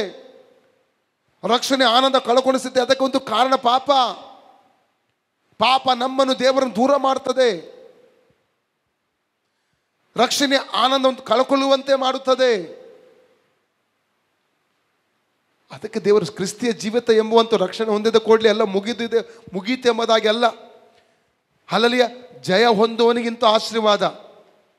ಕ್ರಿಸ್ತಿಯ ಜೀವಿತ ಎಂಬುದು ಜಯದ ಜೀವಿತ. ಪ್ರಕಟಣೆ ಪುಸ್ತಕ 2:7, ಪ್ರಕಟಣೆ ಪುಸ್ತಕ 2:10-11, ಪ್ರಕಟಣೆ ಪುಸ್ತಕ 2:16-17, ಪ್ರಕಟಣೆ ಪುಸ್ತಕ 2:26-29, ಪ್ರಕಟಣೆ ಪುಸ್ತಕ 3:5-6, ಪ್ರಕಟಣೆ ಪುಸ್ತಕ 3:10-13, ಪ್ರಕಟಣೆ ಪುಸ್ತಕ 3:20-22 ಎಲ್ಲ ವಾಕ್ಯ ನೋಡಿ. ಜಯ ಹೊಂದುವನಿಗಿಂತ ಆಶೀರ್ವಾದ, ಜಯ ಹೊಂದುವನಿಗಿಂತ ಆಶೀರ್ವಾದ ಅಂತ ಹೇಳ್ತದೆ ವಾಕ್ಯ. ಸ್ಪಷ್ಟವಾಗಿ ಹೇಳ್ತಾ ಇದೆ. ಜಯ ಒಂದು ನೋಡಿ. ಇನ್ನು 2:26 ಓದಿ. ಪ್ರಕಟಣೆ ಕಡೆಯವರೆಗೂ ಯಾರು ನೋಡಿ, ಕಡೆಯವರೆಗೆ ಅಂತ ಹೇಳಲ್ಪಟ್ಟಿದ್ದಲ್ಲಿ ವಾಕ್ಯ ಓದಿ. ರೆವಲ್ಯೂಷನ್ 2:26. ಯಾವನು ಜಯಶಾಲಿಯಾಗಿದ್ದು ನನಗೆ ಮೆಚ್ಚುಗೆಯಾದ ಕೃತ್ಯಗಳು ಕಡೆಯವರೆಗೂ ನಡೆಸುತ್ತಾನೋ ಅವನಿಗೆ ನಾನು ನೋಡಿ, ಕಡೆಯವರೆಗೆ ಕರ್ತನಿಗೆ ಮೆಚ್ಚುಗೆಯಾದ ಕೃತ್ಯಗಳು ನಡೆಸಬೇಕಂತೆ. ನಾವು ರಕ್ಷಣೆ ಹೊಂದಿದ ಕೂಡಲೇ ಎಲ್ಲ ಮುಗೀತಲ್ಲ, ಅಲ್ಲಿಂದ ಜಯದ ಜೀವಿತ ಆರಂಭ.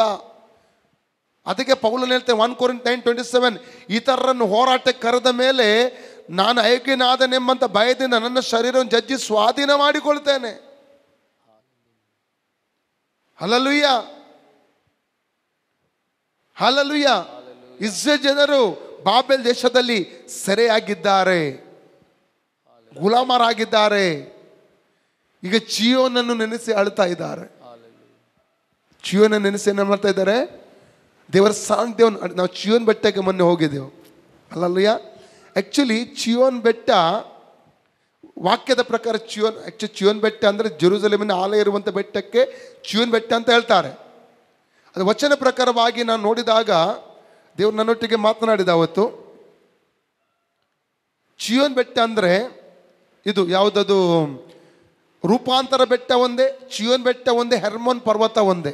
ಹೆರ್ಮೋನ್ ಪರ್ವತದ ಮೇಲೆ ನಾವು ಹೋದಾಗ ಹೆರ್ಮೋನ್ ಪರ್ವತದಲ್ಲಿ ಅಲ್ಲಿಂದ ಲೈವ್ ಮೆಸೇಜ್ ಎಂದು ಕೊಡುವುದಕ್ಕೆ ದೇವರು ಸಹಾಯ ಮಾಡಿದ. ಆ ಹೆರ್ಮೋನ್ ಪರ್ವತದ ಮೇಲೆ ಭಯಂಕರ ಒಂದು ಚಳಿ, ಅಲ್ಲಿ ಅನೇಕ ಸಲ -ಡಿಗ್ರಿ ಬರ್ತದೆ ಅಂತೆ, ಸ್ನೋ ಬೀಳುವಂಥ ಒಂದು ಅನುಭವ ಅಲ್ಲಿ. ಹಲ್ಲೆಲೂಯಾ.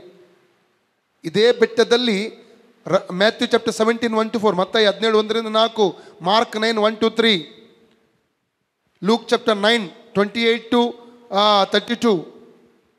ರೂಪಾಂತರ ಬೆಟ್ಟದಲ್ಲಿ ಯಾಕೋಬ, ಪೇತ್ರ, ಯೋಹನ್ನನೊಂದಿಗೆ ಯೇಸು ಸ್ವಾಮಿ ಹೋದ. ಅಲ್ಲಿ ಎಲಿಯ ಮತ್ತು ಮೋಶ ಬಂದದಲ್ಲಿ ನೋಡ್ತೇವೆ. ಅದೇ ರೂಪಾಂತರ ಬೆಟ್ಟ. ಅದೇ ಹೆರ್ಮನ್ ಪರ್ವತ, ಅದನ್ನೇ ಚಿಯೋನ್ ಪರ್ವತ ಅಂತ ಹೇಳ್ತಾರೆ. ಅಲ್ಲಲ್ವಯ್ಯ, ನಿಜವಾಗಿ ಆ್ಯಕ್ಚುಲಿ ಚಿಯೋನ್ ಎಂಬುದು ಹೇಳೋದು ಯೆರೂಸಲೇಮಿನ ಬೆಟ್ಟ, ಆಳ ಇರುವಂಥ ಬೆಟ್ಟಕ್ಕೆ ಚಿಯೋನ್ ಪರ್ವತ, ಚಿಯೋನ್ ಬೆಟ್ಟ ಅಂತ ಹೇಳ್ತಾರೆ, ಚಿಯೋನ್ ಅಂತ ಹೇಳ್ತಾರೆ. ಅಲ್ಲಲ್ವಯ್ಯ, ಆ ಚಿಯೋನ್ ಅಂದರೆ ದೇವರ ಸಾನ್ನಿಧ್ಯ, ದೇವರ ಪ್ರಸನ್ನತೆ, ದೇವರೊಂದಿಗೆ ವಾಸಿಸುವಂಥ ಒಂದು ಅನುಭವ. ಅದನ್ನು ನೆನೆಸಿ ಅವರು ಈಗ ಅಳ್ತಾ ಇದ್ದಾರೆ. ಅಯ್ಯೋ, ಆ ದಿವಸಗಳೆಷ್ಟು ಒಳ್ಳೆಯದಾಗಿತ್ತು, ಆ ಸಮಯಗಳೆಷ್ಟು ಒಳ್ಳೆಯದಾಗಿತ್ತು. ಅಲ್ಲಿ ಅಳ್ತಾ ಇದ್ದು. 137 1ನೇ ವಾಕ್ಯದಿಂದ ಓದಿ. ನಾವು ಬಾಬೆಲ್ ದೇಶದ ನದಿಗಳ ಬಳಿಯಲ್ಲಿ ಕೂತುಕೊಂಡು ಚಿಯೋನನ್ನು ನೆನೆಸಿ ಅತ್ತೆವು, ಚಿಯೋನ್ ಎಂದು ನೆನೆಸಿ ಅತ್ತೆವು. ಆ ದೇಶದ ನಿರವಂಜಿ ಮರಗಳಿಗೆ ನಮ್ಮ ಕಿನ್ನರಿಗಳನ್ನು ತೂಗ ಹಾಕಿದ. ಆ ಕಿನ್ನರಿಗಳಿಂದ ಉಪಯೋಗ ಇಲ್ಲ, ಚಪ್ಪಾಳೆ ತಟ್ಟಲಿಕ್ಕೆ ಆಗ್ತಾ ಇಲ್ಲ, ಸ್ತುತಿ ಮಾಡ್ಲಿಕ್ಕೆ ಇವತ್ತು ಆಗ್ತಾ ಇಲ್ಲ, ಆರಾಧಿಸ್ಲಿಕ್ಕೆ ಆಗ್ತಾ ಇಲ್ಲ. ಎಷ್ಟು ಜನಕ್ಕೆ ಪ್ರಾರ್ಥನೆ ಮಾಡ್ಲಿಕ್ಕೆ ಆಗ್ತಾ ಇಲ್ಲ. ಪ್ರಾರ್ಥನೆ ಮಾಡಿ ತಲೆ ಹಿಡಿದಂಥ ಅನುಭವ, ಸತ್ಯ ಓದಲಿಕ್ಕೆ ಕೂತ್ಕೊಳ್ಳುವಾಗ ತಲೆ ಹಿಡಿದ ಅನುಭವ, ಚಪ್ಪಾಳೆ ತಟ್ಟಲಿಕ್ಕೆ ಆಗ್ತಾ ಇಲ್ಲ, ಹಾಡಾಡ್ಲಿಕ್ಕೆ ಆಗ್ತಾ ಇಲ್ಲ, ಗಂಟಲು ಹಿಡಿದಂಥ ಅನುಭವ ಆಗ್ತದೆ. ಕಾರಣ ಏನು? ಪಾಪ. ಪಾಪ ಬಂಧನ ತರ್ತದೆ. ಆ್ಯಕ್ಚುಲಿ ಸೈತಾನ ಬಂಧನ ತರುವವನಲ್ಲ, ಪಾಪವೇ, ನಮ್ಮ ಅಕ್ರಮಗಳೇ ನಮ್ಮ ಜೀವಿತದಲ್ಲಿ ಬಂಧನ ತರುವಂಥದ್ದು. ಓದಿ Proverbs chapter 5:22, ಜ್ಞಾನೋಕ್ತಿ 5:22 ಓದಿ ನೋಡುವ. ಜ್ಞಾನೋಕ್ತಿ 5:22. ದುಷ್ಟನ ದುಷ್ಕೃತ್ಯಗಳೇ ಅವನನ್ನು ಆಕ್ರಮಿಸುವವು, ದುಷ್ಟನ ದುಷ್ಕೃತ್ಯಗಳೇ ಅವನನ್ನು ಆಕ್ರಮಿಸುವವು, ಅವನ ಪಾಪ ಪಾಶಗಳೇ ಅವನನ್ನು ಬಂಧಿಸುವವು. ಅವನ ಪಾಪ ಪಾಶಗಳೇ ಅವನನ್ನು ಬಂಧಿಸ್ತವೆ. ಬಂಧಿಸುವುದು ಯಾವುದು? ನಮ್ಮನ್ನು ಪಾಪ. ಪಾಪ ನಮ್ಮನ್ನು ಬಿಟ್ಟು ಹೋಗಬೇಕು. ಏನು ಮಾಡಬೇಕು? ನಾವು ಪಶ್ಚಾತ್ತಾಪ ಪಡಬೇಕು. ಏನು ಮಾಡಬೇಕು?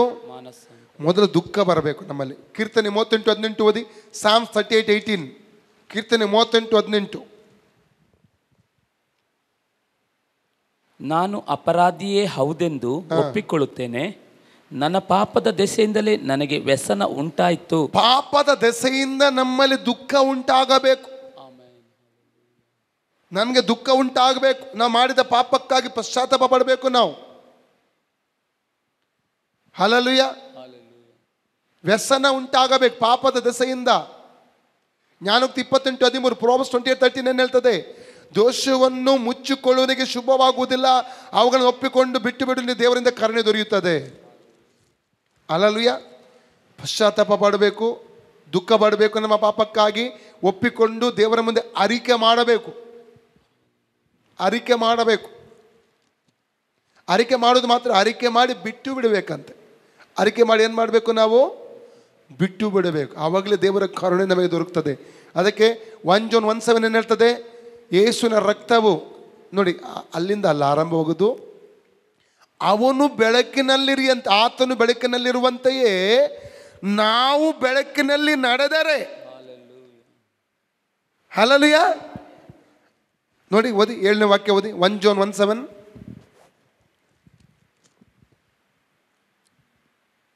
ಆದರೆ ಆತನು ಬೆಳಕಿನಲ್ಲಿರುವಂತೆಯೇ ನಾವು ಬೆಳಕಿನಲ್ಲಿ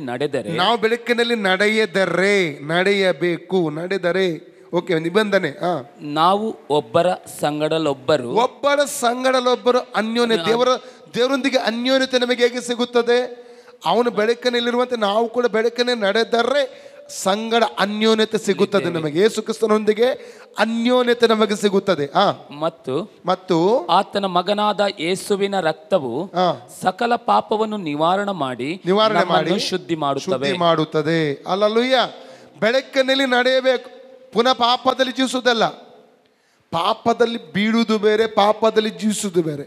ಒಬ್ಬ ವಿಶ್ವಾಸಿಯಾದವನು ಪಾಪದಲ್ಲಿ ಬೀಳುವುದಕ್ಕೆ ಸಾಧ್ಯ, ಪಾಪದಲ್ಲಿ ಜೀವಿಸುವುದಕ್ಕೆ ಸಾಧ್ಯವಿಲ್ಲ. ಎಷ್ಟಿಗೆ ಅರ್ಥ ಆಗ್ತಾ ಇದೆ? ಪಾಪದಲ್ಲಿ ಒಬ್ಬ ವಿಶ್ವಾಸಿ ಅದನ್ನು ಬಿಡಬಹುದು, ಪಾಪದಲ್ಲಿ ಜೀವಿಸ್ಲಿಕ್ಕೆ ಆಗಲ್ಲ. ಹಲ್ಲೆಲೂಯಾ. Praise God. ಹಾಗಾದ್ರೆ ಚಿಯೋನನ್ನು ನೆನೆಸಿ ಅವರು ಅಳ್ತಾ ಇದ್ದಾರೆ. ಅವರ ಆರಾಧನೆ ಉಪಕರಣಗಳು ಎಲ್ಲಿದೆ ಈಗ? ನಿರವಂಜಿ ಮರಗಳು, ಆಹವ ನದಿಯಲ್ಲಿಯ ಆ ದಡದಲ್ಲಿರುವ ಮರಗಳಿಗೆ ಅವ್ರು ತೂಗು ಹಾಕ್ತಾ ಇದ್ದಾರೆ. ಅದು ಉಪಕರಣ ಆರಾಧಿಸ್ಲಿಕ್ಕೆ ಬಾರಿಸ್ಲಿಕ್ಕೆ ಆಗ್ತಾ ಇಲ್ಲ ಅವರಿಗೆ. ಯೂಸ್ಲೆಸ್ ಆಗಿದೆ ಅದೆಲ್ಲ. ಮುಂದೆ ಓದಿ. ಪುನಃ ಅಲ್ಲಿಯ ಜನರು ಗೇಲಿ ಮಾಡ್ತಾ ಇದ್ದಾರೆ, ಅವರನ್ನು ತಮಾಷೆ ಮಾಡ್ತಾ ಇದೆ. ಏನೆಂಬುದಾಗಿ, ಈ ಉಪಕರಣಗಳು ನಮ್ಮ ವಿರೋಧಕ್ಕೋಸ್ಕರ ನೀವು ಆಡಬೇಕು. ಓದಿ. ನಮ್ಮನ್ನು ಸೆರೆ ಹಿಡಿದು ಪೀಡಿಸುತ್ತಿದ್ದವರು ನಮಗೆ, ನೀವು ಚಿಯೋನಿನ ಗೀತಗಳಲ್ಲಿ ಒಂದನ್ನು ನಮ್ಮ ವಿನೋದಕ್ಕಾಗಿ ಹಾಡಿರಿ ಎಂದು ಹೇಳುತ್ತಾರೆ. ಚಿಯೋನಿನ ಗೀತ ಅದು ದೇವರನ್ನು ಮಹಿಮೆಪಡಿಸುವಂತ, ಆರಾಧಿಸುವಂತ ಗೀತಗಳನ್ನು ಇವರ ವಿನೋದಕ್ಕಾಗಿ ಇವರು ಆಡಬೇಕಂತ. ಯಾವುದಕ್ಕಾಗಿ? ವಿನೋದಕ್ಕೋಸ್ಕರವಾಗಿ. ವಿನೋದ ಅಂದ್ರೆ ಏನು? ಎಂಟರ್ಟೈನ್ಮೆಂಟ್, ಮನೋರಂಜನೆ, ಎಂಟರ್ಟೈನ್ಮೆಂಟ್. ಹಲ್ಲೆಲೂಯಾ. ದೇವರನ್ನು ಮಹಿಮೆಪಡಿಸುವಂಥ ಹಾಡುಗಳನ್ನು ಅವರ ಬಾಬೆಲಿನ ಜನರ ವಿನೋದಕ್ಕಾಗಿ ಇವರು ಹಾಡಬೇಕಂತ ಅವರು ಒತ್ತಾಯಿಸ್ತಾ ಇದ್ದಾರೆ. ಎಂಥ ಪರಿಸ್ಥಿತಿ ಬಂತಲ್ಲ. Hallelujah, hallelujah. ಆದ ಕಾರಣ ನೋಡಿ, ಎಂತ ಅವ್ರು ಚಿಯೋನ ನೆನೆಸಿ ಬಾಬೆಲ್ನಲ್ಲಿ ಇವರು ಅಳ್ತಾ ಇದ್ದಾರೆ. ಎರಡನೇ ವಾಕ್ಯ ಹೇಳ್ತದೆ, ದಾನಿಯೆಲ್ಲ 1:2 ಏನು ಹೇಳ್ತದೆ? ಡ್ಯಾನಿಯಲ್ ಚಾಪ್ಟರ್ 1-2 ಏನು ಹೇಳ್ತಾ ಇದೆ? ದೇವರೇ, ಕರ್ತನೇ ಆ ಜನರನ್ನು, ದೇವ ಜನರನ್ನು, ಇಸ್ರೇಲರನ್ನು ಮತ್ತು ಅವಿಧೇಯರಾದಂಥ ಇಸ್ರೇಲ್ ಜನರನ್ನು, ಆಲದ ಉಪಕರಣಗಳನ್ನು ನೆಬೂಕದ್ನೆಚ್ಚರನ ವಶಕ್ಕೆ ಕೊಟ್ಟ ಅಂತ. ದೇವರ ಚಿತ್ತ ಇತ್ತು ಅಲ್ಲಿ. ಕಾರಣ ಏನು? ಅವರ ಅವಿಧೇಯತ್ವ. ಹಲ್ಲೆಲೂಯಾ. ದೇವರ ಆರಿಸುವಿಕೆ ಮತ್ತು ವಿಗುಗು ಮತ್ತು ಮನುಷ್ಯನ ಆರಿಸುವಿಕೆಗೆ ಇರುವಂಥ ಒಂದು ವ್ಯತ್ಯಾಸ. ಹಲ್ಲೆಲೂಯಾ. ರಾಜನು ರಾಜವಂಶೀಯರಲ್ಲಿಯೂ ಪ್ರಧಾನರಲ್ಲಿಯೂ ಚೆನ್ನಾಗಿ ನೆನಪಿಟ್ಟುಕೊಳ್ಳಿ, ಯಾರನ್ನು ಆರಿಸ್ತಾ ಇದ್ದಾನಿಲ್ಲಿ ರಾಜನು? ಯಾವುದಕ್ಕಾಗಿ? ಸನ್ನಿಧಿ. ರಾಜನ ಸನ್ನಿಧಿ ಸೇವೆ ಮಾಡೋದಕ್ಕಾಗಿ ಕೆಲವೊಂದು ಯುವಕರು ಅವನಿಗೆ ಬೇಕಾಗಿತ್ತು. ನೆಬೂಕದ್ನೆಚ್ಚರ ಅರಸನಿಗೆ, ತನ್ನ ಕಂಚುಕಿಯ ಮುಖ್ಯಸ್ಥನಿಗೆ ಅವನು ಏನಂತ ಅವನಿಗೆ ಆಜ್ಞಾಪಿಸುತ್ತಾ ಇದ್ದಾನೆ? ಏನೆಂಬುದಾಗಿ, ರಾಜವಂಶೀಯರಲ್ಲಿ ಮತ್ತು ಪ್ರಧಾನರಲ್ಲಿ ಕೆಲವರನ್ನು. ಅದು ಕೂಡ 5 ಕ್ವಾಲಿಟಿ ಉಂಟಲ್ಲಿ. ನೋಡಿ 4ನೇ ವಾಕ್ಯ ಓದಿ. 5 ಕ್ವಾಲಿಟಿಗಳು ಉಂಟಲ್ಲಿ, 5 ಯೋಗ್ಯತೆಗಳು. ಯಾವ್ದು ನೋಡುವ? ಅಂಗದೋಷವಿಲ್ಲದವರು. ಒಂದನೇದು ಅಂಗದೋಷ ಇಲ್ಲದವರು, ಸುಂದರರು, ಸಮಸ್ತ ಶಾಸ್ತ್ರಜ್ಞರು, ಪಂಡಿತರು, ವಿದ್ಯೆ ನಿಪುಣರು. 5 ಕ್ವಾಲಿಟಿಗಳು. ಇದು ನಾನು ಮುಂದುವರಿಸ್ತೇನೆ. ಅಲ್ಲಲ್ಲಿಯ, ಯಾಕೆಂದ್ರೆ ಇದು ದೊಡ್ಡ ಸಬ್ಜೆಕ್ಟ್. ಇದು ದೇವರ ಆರಿಸುವಿಕೆಗೂ ಒಬ್ಬ ರಾಜನ ಆರಿಸುವಿಕೆಗೂ ಅಥವಾ ಮನುಷ್ಯನ ಆರಿಸುವಿಕೆಗೂ ಅಥವಾ ದೇವರ ಆರಿಸಿಗಿರುವಂಥ ವ್ಯತ್ಯಾಸ. ಮನುಷ್ಯ ಯೋಗ್ಯತೆ ನೋಡ್ತಾನೆ, ರಾಜ ಯೋಗ್ಯತೆ ನೋಡ್ತಾನೆ. ಯೇಸು ಸ್ವಾಮಿ ಅಲ್ಲಲ್ಲಿಯ ಯೋಗ್ಯತೆ ಇಲ್ಲದವನನ್ನು ಆರಿಸುತ್ತಾನೆ. ನಾವು ಯಾರಾಗಿದ್ದೇವೆ? ಯೋಗ್ಯತೆ ಇಲ್ಲದವರು. ನಮ್ಮಲ್ಲಿ ಯಾವ ಯೋಗ್ಯತೆ ಇಲ್ಲ ದೇವರು ನೋಡಬೇಕಾದರೆ ಆತನ ಸನ್ನಿಧಿ ಸೇವೆ ಮಾಡೋದಕ್ಕಾಗಿ ನನ್ನನ್ನು ನಿಮ್ಮನ್ನು ಆರಿಸಿದ್ದಾನೆ. ಯೋಗ್ಯತೆ ಇಲ್ಲದಂತ ನಮ್ಮನ್ನು ಆರಿಸಿದ್ದಾನೆ. ಇದನ್ನು ನಾವು ನಾಳೆಗೆ ನೋಡೋಣ. ಅಲ್ಲಲ್ಲೂಯ್ಯ. ಎಲ್ಲರೂ ಕಣ್ಣು ಮುಚ್ಚಿಕೊಳ್ಳ್ರಿ. ಹಾಲಲ್ಲೂಯ್ಯ. ರಿಯಾಂತ ರಕಲಮ ಸಂತುರ ಗ್ಲೋರಿ. ದೇವರ ಕರಗಳಿಂದ ನಮ್ಮ ಒಪ್ಪಿಸಿಕೊಡೋಣ ಪ್ರಿಯರೇ. ಅವರು ಬಾಬೇಲಿನ ದಾಸತ್ವಕ್ಕೆ ಹೋಗುವುದಕ್ಕೆ ಒಂದು ಕಾರಣ ಅವರ ಅವಿಧೇಯತ್ವ. ದೇವರು ನಮಗೆ ರಕ್ಷಣೆ ಕೊಟ್ಟನು, ನಿತ್ಯ ಜೀವದ ನಿರೀಕ್ಷೆ ನಮಗೆ ಕೊಟ್ಟನು, ಪುನರುತ್ಥಾನದ ನಿರೀಕ್ಷೆ ಜೀವಿಸುವ ಕೃಪೆ ಮಾಡಿದನು, ನಮ್ಮ ಪಾಪಗಳನ್ನು ಕ್ಷಮಿಸಿದ, ಪಾಪದ ಜೀವಿತ ನಮಗೆ ಬಿಡುಗಡೆ ಕೊಟ್ಟನು. ಆದರೆ ದೇವರ ಕಡೆಗಿನ ಬಂದ ನಂತರ, ಸತ್ಯ ತಿಳಿದ ನಂತರ ಕೂಡ ದೇವರಿಗೆ ಎಲ್ಲಿಯೋ ಒಂದು ಅವಿಧೇಯರಾಗಿದ್ದೆವು. ನಾವು ಎಲ್ಲಿಯೋ ಪಾಪ ನಿಮಿತ್ತ ಬಿದ್ದು ಹೋಗಿದ್ದೇವ. ದೇವರ ಕೃಪೆಯಿಂದ ಇವತ್ತು ನಾವು ಬಿದ್ದು ಹೋಗಿದ್ದೇವ, ತಪ್ಪಿ ಹೋಗಿದ್ದೇವ. ನಮ್ಮನ್ನು ಪರೀಕ್ಷೆ ಮಾಡಿಕೊಳ್ಳೋಣ ಪ್ರಿಯರೇ. ದೇವರು ನಮ್ಮನ್ನು ಕರೀತಾ ಇದ್ದಾನೆ. ತಿರುಗಿ ಅನ್ಯೋನ್ಯತೆ ಹೊಂದುವುದಕ್ಕಾಗಿ ಕರೀತಾ ಇದ್ದಾನೆ. ದೇವರ ಸಂಬಂಧ ಕೊಡುವುದಕ್ಕಾಗಿ ತಿರುಗಿ ಕರೀತಾ ಇದ್ದಾನೆ. ನಮ್ಮ ಪಾಪಕ್ಕಾಗಿ ಪಶ್ಚಾತ್ತಾಪ ಪಡೋಣ. ಹಲ್ಲೆಲೂಯಾ. ಅವತ್ತು ಇಸ್ರೇಲ್ ಜನರು ಬಾಬೇಲಿನ ನದಿಗಳ ಬದಿಯಲ್ಲಿ ಇರುವ ಅಹಾವ ಎಂಬಂಥ ನದಿಯ ಬದಿಯಲ್ಲಿ ಚಿಯೋನ್ ಕುಳಿತುಕೊಂಡು ಚಿಯೋನ್ ನೆನೆಸಿ ಅವರು ಅಳುತ್ತಾ ಇದ್ದಾರೆ. ಇವತ್ತಿನ ಪ್ರೀತಿಯ ಸಹೋದರ ಸಹೋದರಿ, ದೇವರ ಪ್ರೀತಿಯ ನೆನೆಸಿ, ಮೊದಲ ದೇವರೊಂದಿಗೆ ನೀನು ನಡೆದಂಥ ಆ ನಡೆಯನ್ನು ನೆನೆಸಿ, ಆ ಅನುಭವ ನೆನೆಸಿ, ಆ ಪ್ರಸನ್ನತೆ ನೆನೆಸಿ ಇವತ್ತಿನ ಅಳುವಂಥ ವ್ಯಕ್ತಿಯಾಗಿದೆಯೋ? ಒಂದು ವೇಳೆ ನೀನು ಪಶ್ಚಾತ್ತಾಪ ಪಟ್ಟು ತಿರುಗಿ ಬರುವುದಾದರೆ ಆತನು ಸ್ವೀಕರಿಸಲಿಕ್ಕೆ ಸಿದ್ಧನಾಗಿದ್ದಾನೆ. ಕಳಕೊಂಡಂಥ ನಿನ್ನ ರಕ್ಷಣೆ ಆನಂದ, ಕಳಕೊಂಡಂಥ ಸಮಾಧಾನ, ಕಳಕೊಂಡಂಥ ಎಲ್ಲ ಆಶೀರ್ವಾದಗಳನ್ನು ಆತ ತಿರುಗಿನೇ ಕೊಡಲಿಕ್ಕೆ ಇಷ್ಟಪಡ್ತಾ ಇದ್ದಾನೆ. ಒಂದೇ ಒಂದು ಬೇಕು, ಮಾನಸಾಂತರ, ಪಶ್ಚಾತ್ತಾಪ. 1 ಯೋಹನ 1:9 ವಾಕ್ಯದಲ್ಲಿ ಹಾಲಲ್ಲಿ ನಮ್ಮ ಪಾಪಗಳನ್ನು ಒಪ್ಪಿಕೊಳ್ಳುವುದಾದರೆ ನೀತಿವಂತನಾದ ದೇವರು ಸಕಲ ಅನೀತಿಯನ್ನು ಪರಿಹರಿಸಿ, ನಂಬಿಗಸ್ತನಾದ ದೇವರು ನಮ್ಮನ್ನು ಸಕಲ ಅನೀತಿಯಿಂದ ಬಿಡುಗಡೆ ಮಾಡಿ ಶುದ್ಧಿ ಮಾಡ್ತಾನೆಂಬುದಾಗಿ ವಾಕ್ಯದಲ್ಲಿ ಬರೆಯಲ್ಪಟ್ಟಿದ್ದ ಪ್ರಿಯರೇ. ಹಲ್ಲೆಲೂಯಾ. ಆತನ ಮುಖ ನೋಡಿಕೊಂಡು ನಾವು ಬರೋಣ. Thank you Lord, thank you ಜೋರ್. ನಾನು ಒಂದು ಹಾಡನ್ನು ಹಾಡಲಿಕ್ಕೆ ಇಷ್ಟಪಡ್ತೇನೆ. ಹಾಡನ್ನು ಹಾಡುವಂಥ ಸಂದರ್ಭದಲ್ಲಿ ದೇವರ ಕರಗಳಿಗೆ ನಮ್ಮನ್ನು ಒಪ್ಪಿಸಿಕೊಡೋಣ ಪ್ರಿಯರೇ. Thank you Lord, thank you Jesus. ಅದು ಬಂದ ಮಾರ್ಗವನ್ನು ತಿರುಗಿ ನೋಡುವೆ, ಕಣ್ಣೀರಿಂದ ಕರ್ತನೆ ವಂದಿಸುವೆ, ವಂದಿಸುವೆ. ಅದು ಬಂದ ಮಾರ್ಗವನ್ನು ತಿರುಗಿ ನೋಡುವೆ, ಕಣ್ಣೀರಿಂದ ಕರ್ತನೆ ವಂದಿಸುವೆ, ವಂದಿಸುವೆ, ವಂದಿಸುವೆ, ವಂದಿಸುವೆ. ಅಪ್ಪ ನಿನಗೆ ಸ್ತೋತ್ರ, ರಾಜ ನಿನಗೆ ಸ್ತೋತ್ರ, ಅಪ್ಪ ನಿನಗೆ ಸ್ತೋತ್ರ, ರಾಜ ನಿನಗೆ ಸ್ತೋತ್ರ. ದಿಕ್ಕಿಲ್ಲದೆ ಎಲ್ಲೆಲ್ಲೂ ಅಲೆದಾಡಿದೆನು, ದಿಕ್ಕಿಲ್ಲದೆ ಎಲ್ಲೆಲ್ಲೂ ಅಲೆದಾಡಿದೆನು, ಅಳಬೇಡ ಎಂದು ಹೇಳಿ ಅಪ್ಪಿಕೊಂಡೆ, ಅಳಬೇಡ ಎಂದು ಹೇಳಿ ಅಪ್ಪಿಕೊಂಡೆ. ಅಪ್ಪ ನಿನಗೆ ಸ್ತೋತ್ರ, ರಾಜ ನಿನಗೆ ಸ್ತೋತ್ರ, ಅಪ್ಪ ನಿನಗೆ ಸ್ತೋತ್ರ, ರಾಜ ನಿನಗೆ ಸ್ತೋತ್ರ. ಒಂದು ದಿನವೂ ಬಿಡದೆ ನನ್ನ ಪೋಷಿಸಿರುವೆ, ಒಂದು ದಿನವೂ ಬಿಡದೆ ನನ್ನ ಪೋಷಿಸಿರುವೆ.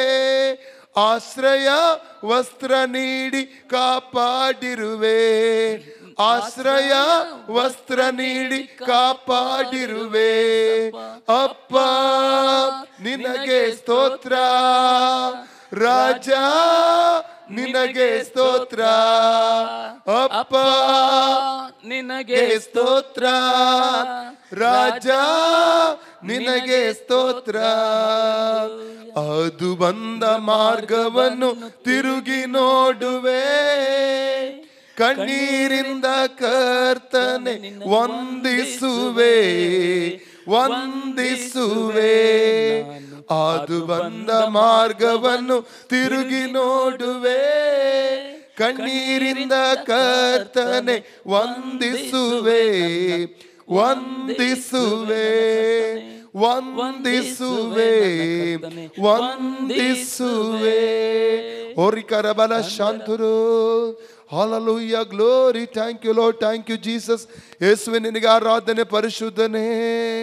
ದೇವರ ಕೈಗೆ ನಮ್ಮ ಒಪ್ಪಿಸಿಕೊಡೋಣ ಪ್ರಿಯರೇ. ಯೇಸು ಸ್ವಾಮಿಯಲ್ಲಿ ಇಳಿದಿದ್ದಾನೆ. ಆತನ ಬಲವಾದ ಸಾನ್ನಿಧ್ಯ ನಮ್ಮ ಮಧ್ಯದಲ್ಲಿ ಇಳಿದು ಬಂದಿದೆ. ಆತ ನಮ್ಮ ತಿರುಗಿ ಕಟ್ಟುವುದಕ್ಕಾಗಿ ಇಷ್ಟಪಡ್ತಾ ಇದ್ದಾನೆ. ಕಳಕೊಂಡದನ್ನು ತಿರುಗಿ ನಮಗೆ ಕೊಟ್ಟು ಪುನಃಸ್ಥಾಪಿಸ್ಲಿಕ್ಕೆ ನಮ್ಮನ್ನು ಇಷ್ಟಪಡ್ತಾ ಇದ್ದಾನೆ. ಓ ರೀಮಾಕಾಶಿ ಅಂತರ ಒಂದು ಹೊಸ ತೀರ್ಮಾನ ತೆಗೆದುಕೊಳ್ಳೋಣ, ಹೊಸ ತೀರ್ಮಾನನ ತೆಗೆದುಕೊಳ್ಳೋಣ. ತಿರುಗಿ ಆತನ ಪಾದಪೀಠಕ್ಕೆ ನಾವು ಬರುವ, ತಿರುಗಿ ಆತನ ಅನ್ಯೋನ್ಯತೆಗೆ ನಾವು ಬರೋಣ ಪ್ರಿಯರೇ. ಹೋ ರಾಮ ಶಿಖರಮ ಹಾಲಲ್ಲೂಯ್ಯ. ಆತ ನಮ್ಮ ಪ್ರೀತಿ ಮಾಡ್ತಾ ಇದ್ದಾನೆ, ಆತ ನಿನ್ನನ್ನು ಪ್ರೀತಿಸುತ್ತಾನೆ. Oh Jesus, thank you Lord, thank you Jesus. ಯಾರಿಗಾದರೂ ಪ್ರಾರ್ಥನೆ ಅವಶ್ಯಕತೆ ಇದ್ದರೆ ಮುಂದಿನ ಸಾಲಿಗೆ ಮುಂದಕ್ಕೆ ಬಂದ್ರಿ, ನಾನು ನಿಮಗೋಸ್ಕರ ಪ್ರಾರ್ಥನೆ ಇಷ್ಟಪಡ್ತೇನೆ. ಹಾಲಲ್ಲೂಯ್ಯ. ಓ ರೀಮಾ ಕಸಿ ಅಂತರ ಬಲ. Glory glory glory. ಹೊರ ಕಾಲ ಶಾಂತರು. Hallelujah Jesus, thank you Lord, thank you Lord, thank you Lord. Hallelujah. ಹೊರ್ರಿಕಾರ ಬಕಶಿ ಅಂತರ ಬಲ. ಕರ್ತನೆ ಮಗಳನ್ನು ಮುಟ್ಟಪ್ಪ, ನಿನ್ನ ಸಕಲಲ್ಲಿ ಸೌಖ್ಯ ಹಿಡಿಯಲಿ, ನಿನ್ನ ಬಲ ಹಿಡಿಯಲಿ ಅಪ್ಪ. ಈಗಲೇ ಮಗಳನ್ನು ಮುಟ್ಟು ಸ್ವಾಮಿ, ದೇವಿಕಸ್ತ ಪ್ರಕಟವಾಗಲಿ. ಓ ರಿಕಾರ ಶಾಂತರ. ಹಾಲಲ್ಲೂಯ್ಯ. ಓ ರಿಕಾರ ಮನುಷ್ಯಂತರು. ಗ್ಲೋರಿ. ದೇವರಾತ್ಮನು ಅಲ್ಲಲ್ಲಿಯ ಒಂದು ಡ್ರೈನೆಸ್ ಅನುಭವ ತೋರಿಸ್ತಾ ಇದ್ದಾನೆ. ಅಲ್ಲಲ್ಲಿಯ ಆರಾಧನೆ ಮಾಡಿದ್ರು, ಪ್ರಾರ್ಥನೆ ಮಾಡಿದ್ರು, ಒಂದು ಒಣ ಅನುಭವ. ಅಲ್ಲಿಯ ಒಳಗಡೆ ಒಂದು ಒಣಗಿದಂಥ ಒಂದು ಅನುಭವ, ಸಂತೋಷ ಪಡಲಿಕ್ಕೆ ಸಾಧ್ಯವಾಗದಂಥ ಅನುಭವ. ಹಾಲಲ್ಲಿ ದೇವರತ್ನ ಈ ಸಮಯದಲ್ಲಿ ಬಿಡುಗಡೆ ಕೊಡ್ತಾ ಇದ್ದಾನೆ ಮಗಳೇ. ಈ ಸಮಯದಲ್ಲಿ ದೈವಿಕ ಬಿಡುಗಡೆ ಬರ್ತಾ ಇದೆ. ಓ ರಿಕಾ ಶಖ ರಮಕ ಶಾಂತ ರಮನ, ದೈವಿಕ ಹಸ್ತವು ಹಿಡಿದು ಬರ್ತಾ ಇದೆ. ಓ hallelujah, glory glory glory glory glory. ಶಕ್ತಿ ಪ್ರಕಟವಾಗಲಿ, ಅಭಿಷೇಕ ಪ್ರಕಟವಾಗಲಿ in the name of Jesus. ಯೇಸುವಿನ ನಾಮದಲ್ಲಿ ಟಚ್ ಹೋಲಿ ಸ್ಪಿರಿಟ್. ಓ ರಾಮಕ ಸಿಯಂತ ರಬಲ, ಓ ರಾಕ ರಕ ರಮನ ರಿಮಂತ ಶಂತುರ. Touch Holy Spirit, touch Lord. ಹೋ ರಕ ಶಿಕ ರಕಲ ರಿಯಾಂತ ರಮನ. Glory, touch touch Holy Spirit, touch Holy Spirit, touch Lord. Fire, name of Jesus, name of Jesus. Touch Holy Spirit, touch Lord. ಓ ರಿಕ ರಕಲ ಶಾಂತ ರಮನ ರೋಕೋಟೋ ರಿಕಟ ರಿಯಾಂತ ರಕಲಮ ಶಂತುರು. Glory glory glory glory. Touch Holy Spirit, touch Holy Spirit, touch Lord. ರಿಕ ಮಕ ಸ್ಯಾಂತ ರಮನ ರೋಕೋಲಿ ಮಕ ಸ್ಯಾಂತ. ದೇವರಾತ್ಮನು ಪ್ರಾರ್ಥಿಸುವಂಥ ವ್ಯಕ್ತಿಯ ಜೀವಿತದಲ್ಲಿ ಬಿಡುಗಡೆ ಕಾಣಲಿಕ್ಕೆ ಸಹಾಯ ಮಾಡ್ತಾ ಇದ್ದಾನೆ. ಓ ರಿಮಕ ಸ್ಯಾಂತ ರಮನ ರೋಕೋಲಿ ಮಕ ಸ್ಯಾಂತ ರಮನ. Touch Holy Spirit, touch Holy Spirit. Name of Jesus, name of Jesus, name of Jesus. Touch Lord, touch Lord. ಓ ಗ್ಲೋರಿ ಗ್ಲೋರಿ ಗ್ಲೋರಿ. ಹಾಲೆಲೂಯಾ. ರೋ ಮಕಾಸಿ ಅಂತ ರಕಲ ಮಕಾಸಿ ಅಂತ ರಮನ. ಓ ಗ್ಲೋರಿ ಗ್ಲೋರಿ ಗ್ಲೋರಿ ಗ್ಲೋರಿ. ರಿಕಾಲ ಮಕಾಸಿ ಅಂತ ರಮನ. Hallelujah, hallelujah. ದೇವರಾತ್ಮ ನಿಮ್ಮನ್ನು ಪುನಃಸ್ಥಾಪಿಸ್ಲಿಕ್ಕೆ ಹೋಗ್ತಾ ಇದ್ದಾನೆ. ಪುನಃಸ್ಥಾಪನೆ, ಕಟ್ಟುವಿಕೆ ಒಂದು ಆರಂಭವಾಗ್ತಾ ಇದೆ. ನಿಮ್ಮ ಜೀವಿತ ಕಟ್ಟುವಿಕೆ ಆರಂಭವಾಗ್ತಾ ಇದೆ. ಓ ರಕಾಲ ಮಕಾಸಿ ಅಂತ ರಮನ. ಓ ಹಾಲೆಲೂಯಾ. ಆರಾಧನೆ ಮುಗಿಸಿ ಮನೆಗಿಂತಿರುಗುವಾಗ ಒಂದು ವಿಧವಾದಂಥ ಒಂದು ಒಣಗಿದಂಥ ಅನುಭವ, ಹಾಲಲ್ಲಿ ಒಂದು ನಿರಾಶೆ ಅನುಭವ. ಇವತ್ತಿನ ದೇವರಾತ್ಮನ ಆವೇಶಕ್ಕೆ ಬಿಡುಗಡೆ ಕೊಡ್ತಾ ಇದ್ದಾನೆ. ಓ ರಿಕಲ ಸಿಯಾಂತ ರಕಲಮ ಸಂತುರ. ಓ ರಿಕಲಮ ಸಿಯಾಂತ ರಕಲಮ. ಓ ಗ್ಲೋರಿ ಗ್ಲೋರಿ ಗ್ಲೋರಿ. ನಿರಾಶೆಗಳು ಬಿಟ್ಟು ಹೋಗ್ತಾ ಇದೆ, ನಿರಾಶೆಗಳು ಬಿಟ್ಟು ಹೋಗ್ತಾ ಇದೆ, ನಿರಾಶೆಗಳು ಬಿಟ್ಟು ಹೋಗ್ತಾ ಇದೆ. Name of Jesus, name of Jesus. Oh hallelujah. ಕರ್ತನ ಹಸ್ತವು ನಿಮ್ಮ ಮೇಲೆ ಇಳಿದು ಬರ್ತಾ ಇದೆ. ಹಾಲಲ್ಲಿ ಒಂದು ಕೆಲಸದ ಸ್ಥಳದಲ್ಲಿ ದೇವರ ಕಾರ್ಯ ಮಾಡಿಗೆ ಹೋಗ್ತಾ ಇದ್ದಾನೆ.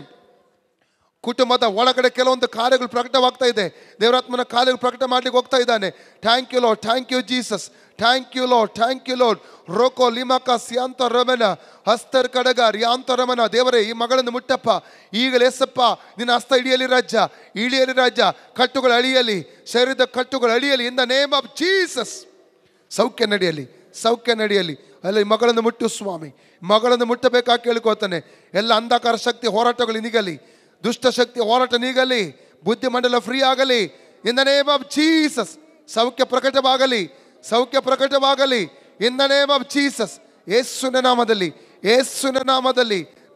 ಮೆಮೊರಿ ರೆಸ್ಟೋರ್ ಆಗಲಿ, ಮೆಮೊರಿ ರೆಸ್ಟೋರ್ ಆಗಲಿ. Name of Jesus, name of Jesus.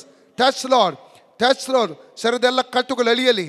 ಹಾಲಲ್ಲಿ ಅನಾರೋಗ್ಯದ ಮೂಲ ಕಟ್ಟು, ಎಲ್ಲ ಅಂಧಕಾರದ ಕಟ್ಟುಗಳು ಅಳಿಯಲಿ. Name of Jesus. ಸೌಖ್ಯ ನಡೆಯಲಿ, ಸೌಖ್ಯ ನಡೆಯಲಿ. ಅಭಿಷೇಕ ಪ್ರಕಟವಾಗಲಿ ಯೇಸುವಿನ ನಾಮದಲ್ಲಿ. ಇಳಿಯಲಿ ಅಭಿಷೇಕ, ಇಳಿಯಲಿ, ಇಳಿಯಲಿ ಯೇಸು ನಾಮದಲ್ಲಿ. Name of Jesus, name of Jesus. Hallelujah.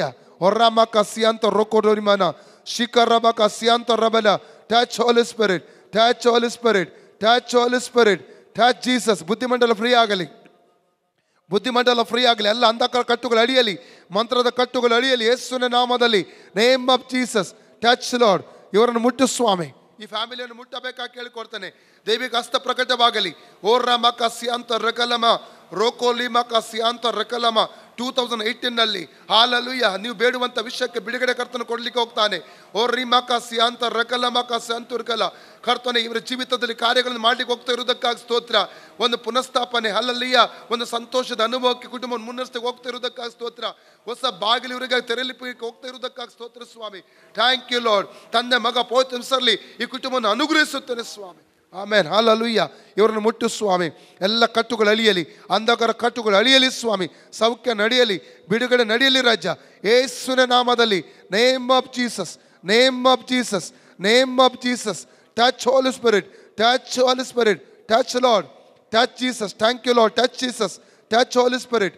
Hallelujah मगन जीवित बदलागली परमेश्वर भाई को टच करना परमेश्वर इनके जीवन में अद्भुत करना करके आप समय विनती करता हूं परमेश्वर और रामा का सियांतरा आपने आपको आप समर्पित करोगे परमेश्वर का महिमा देखने के लिए परमेश्वर आपकी कृपा करेंगे परमेश्वर को आपका जीवन में एक मकसद है हालेलुया वो मकसद पूरी होने के लिए अपने आप को समर्पित करना परमेश्वर का कार्य देखने के लिए परमेश्वर आपका कृपा करेंगे और रामा का सियांतो रोकोटो रिकालमा रियांतो रकट रियांतो रोकोले पाप का सारा इच्छाओं से परमेश्वर आपको छुड़ाने का अनुभव आएगा हालेलुया इसी वक्त समर्पित करना और रीब का रियांतो साल रिजेक्शन परमेश्वर आपको दूर करेगा एक इनर दिल का अंदर के चोटों से परमेश्वर आपको चंगा करेंगे परमेश्वर मैं धन्यवाद करता हूँ पिता पुत्र पवित्र आत्मा से भाई को ब्लस करना परमेश्वर हालेलुया ಇವರನ್ನು ಕೂಡ ಮುಟ್ಟು ಸ್ವಾಮಿ ದೈವಿಕ ಹಸ್ತ ಪ್ರಕಟವಾಗಲಿ ರಾಜ ಎಲ್ಲ ನಿರಾಶೆಗಳು ನೀಗಲ್ಪಡಲಿ ಅಂಧಕಾರ ಶಕ್ತಿ ರೋಗಾತ್ಮಗಳು ಅಳಿಯಲಿ ಪೂರ್ಣ ಸೌಖ್ಯ ನಡೆಯಲಿ ಸ್ವಾಮಿ ಈಗಲೇ ದೈವಿಕ ಹಸ್ತ ಪ್ರಕಟವಾಗಲಿ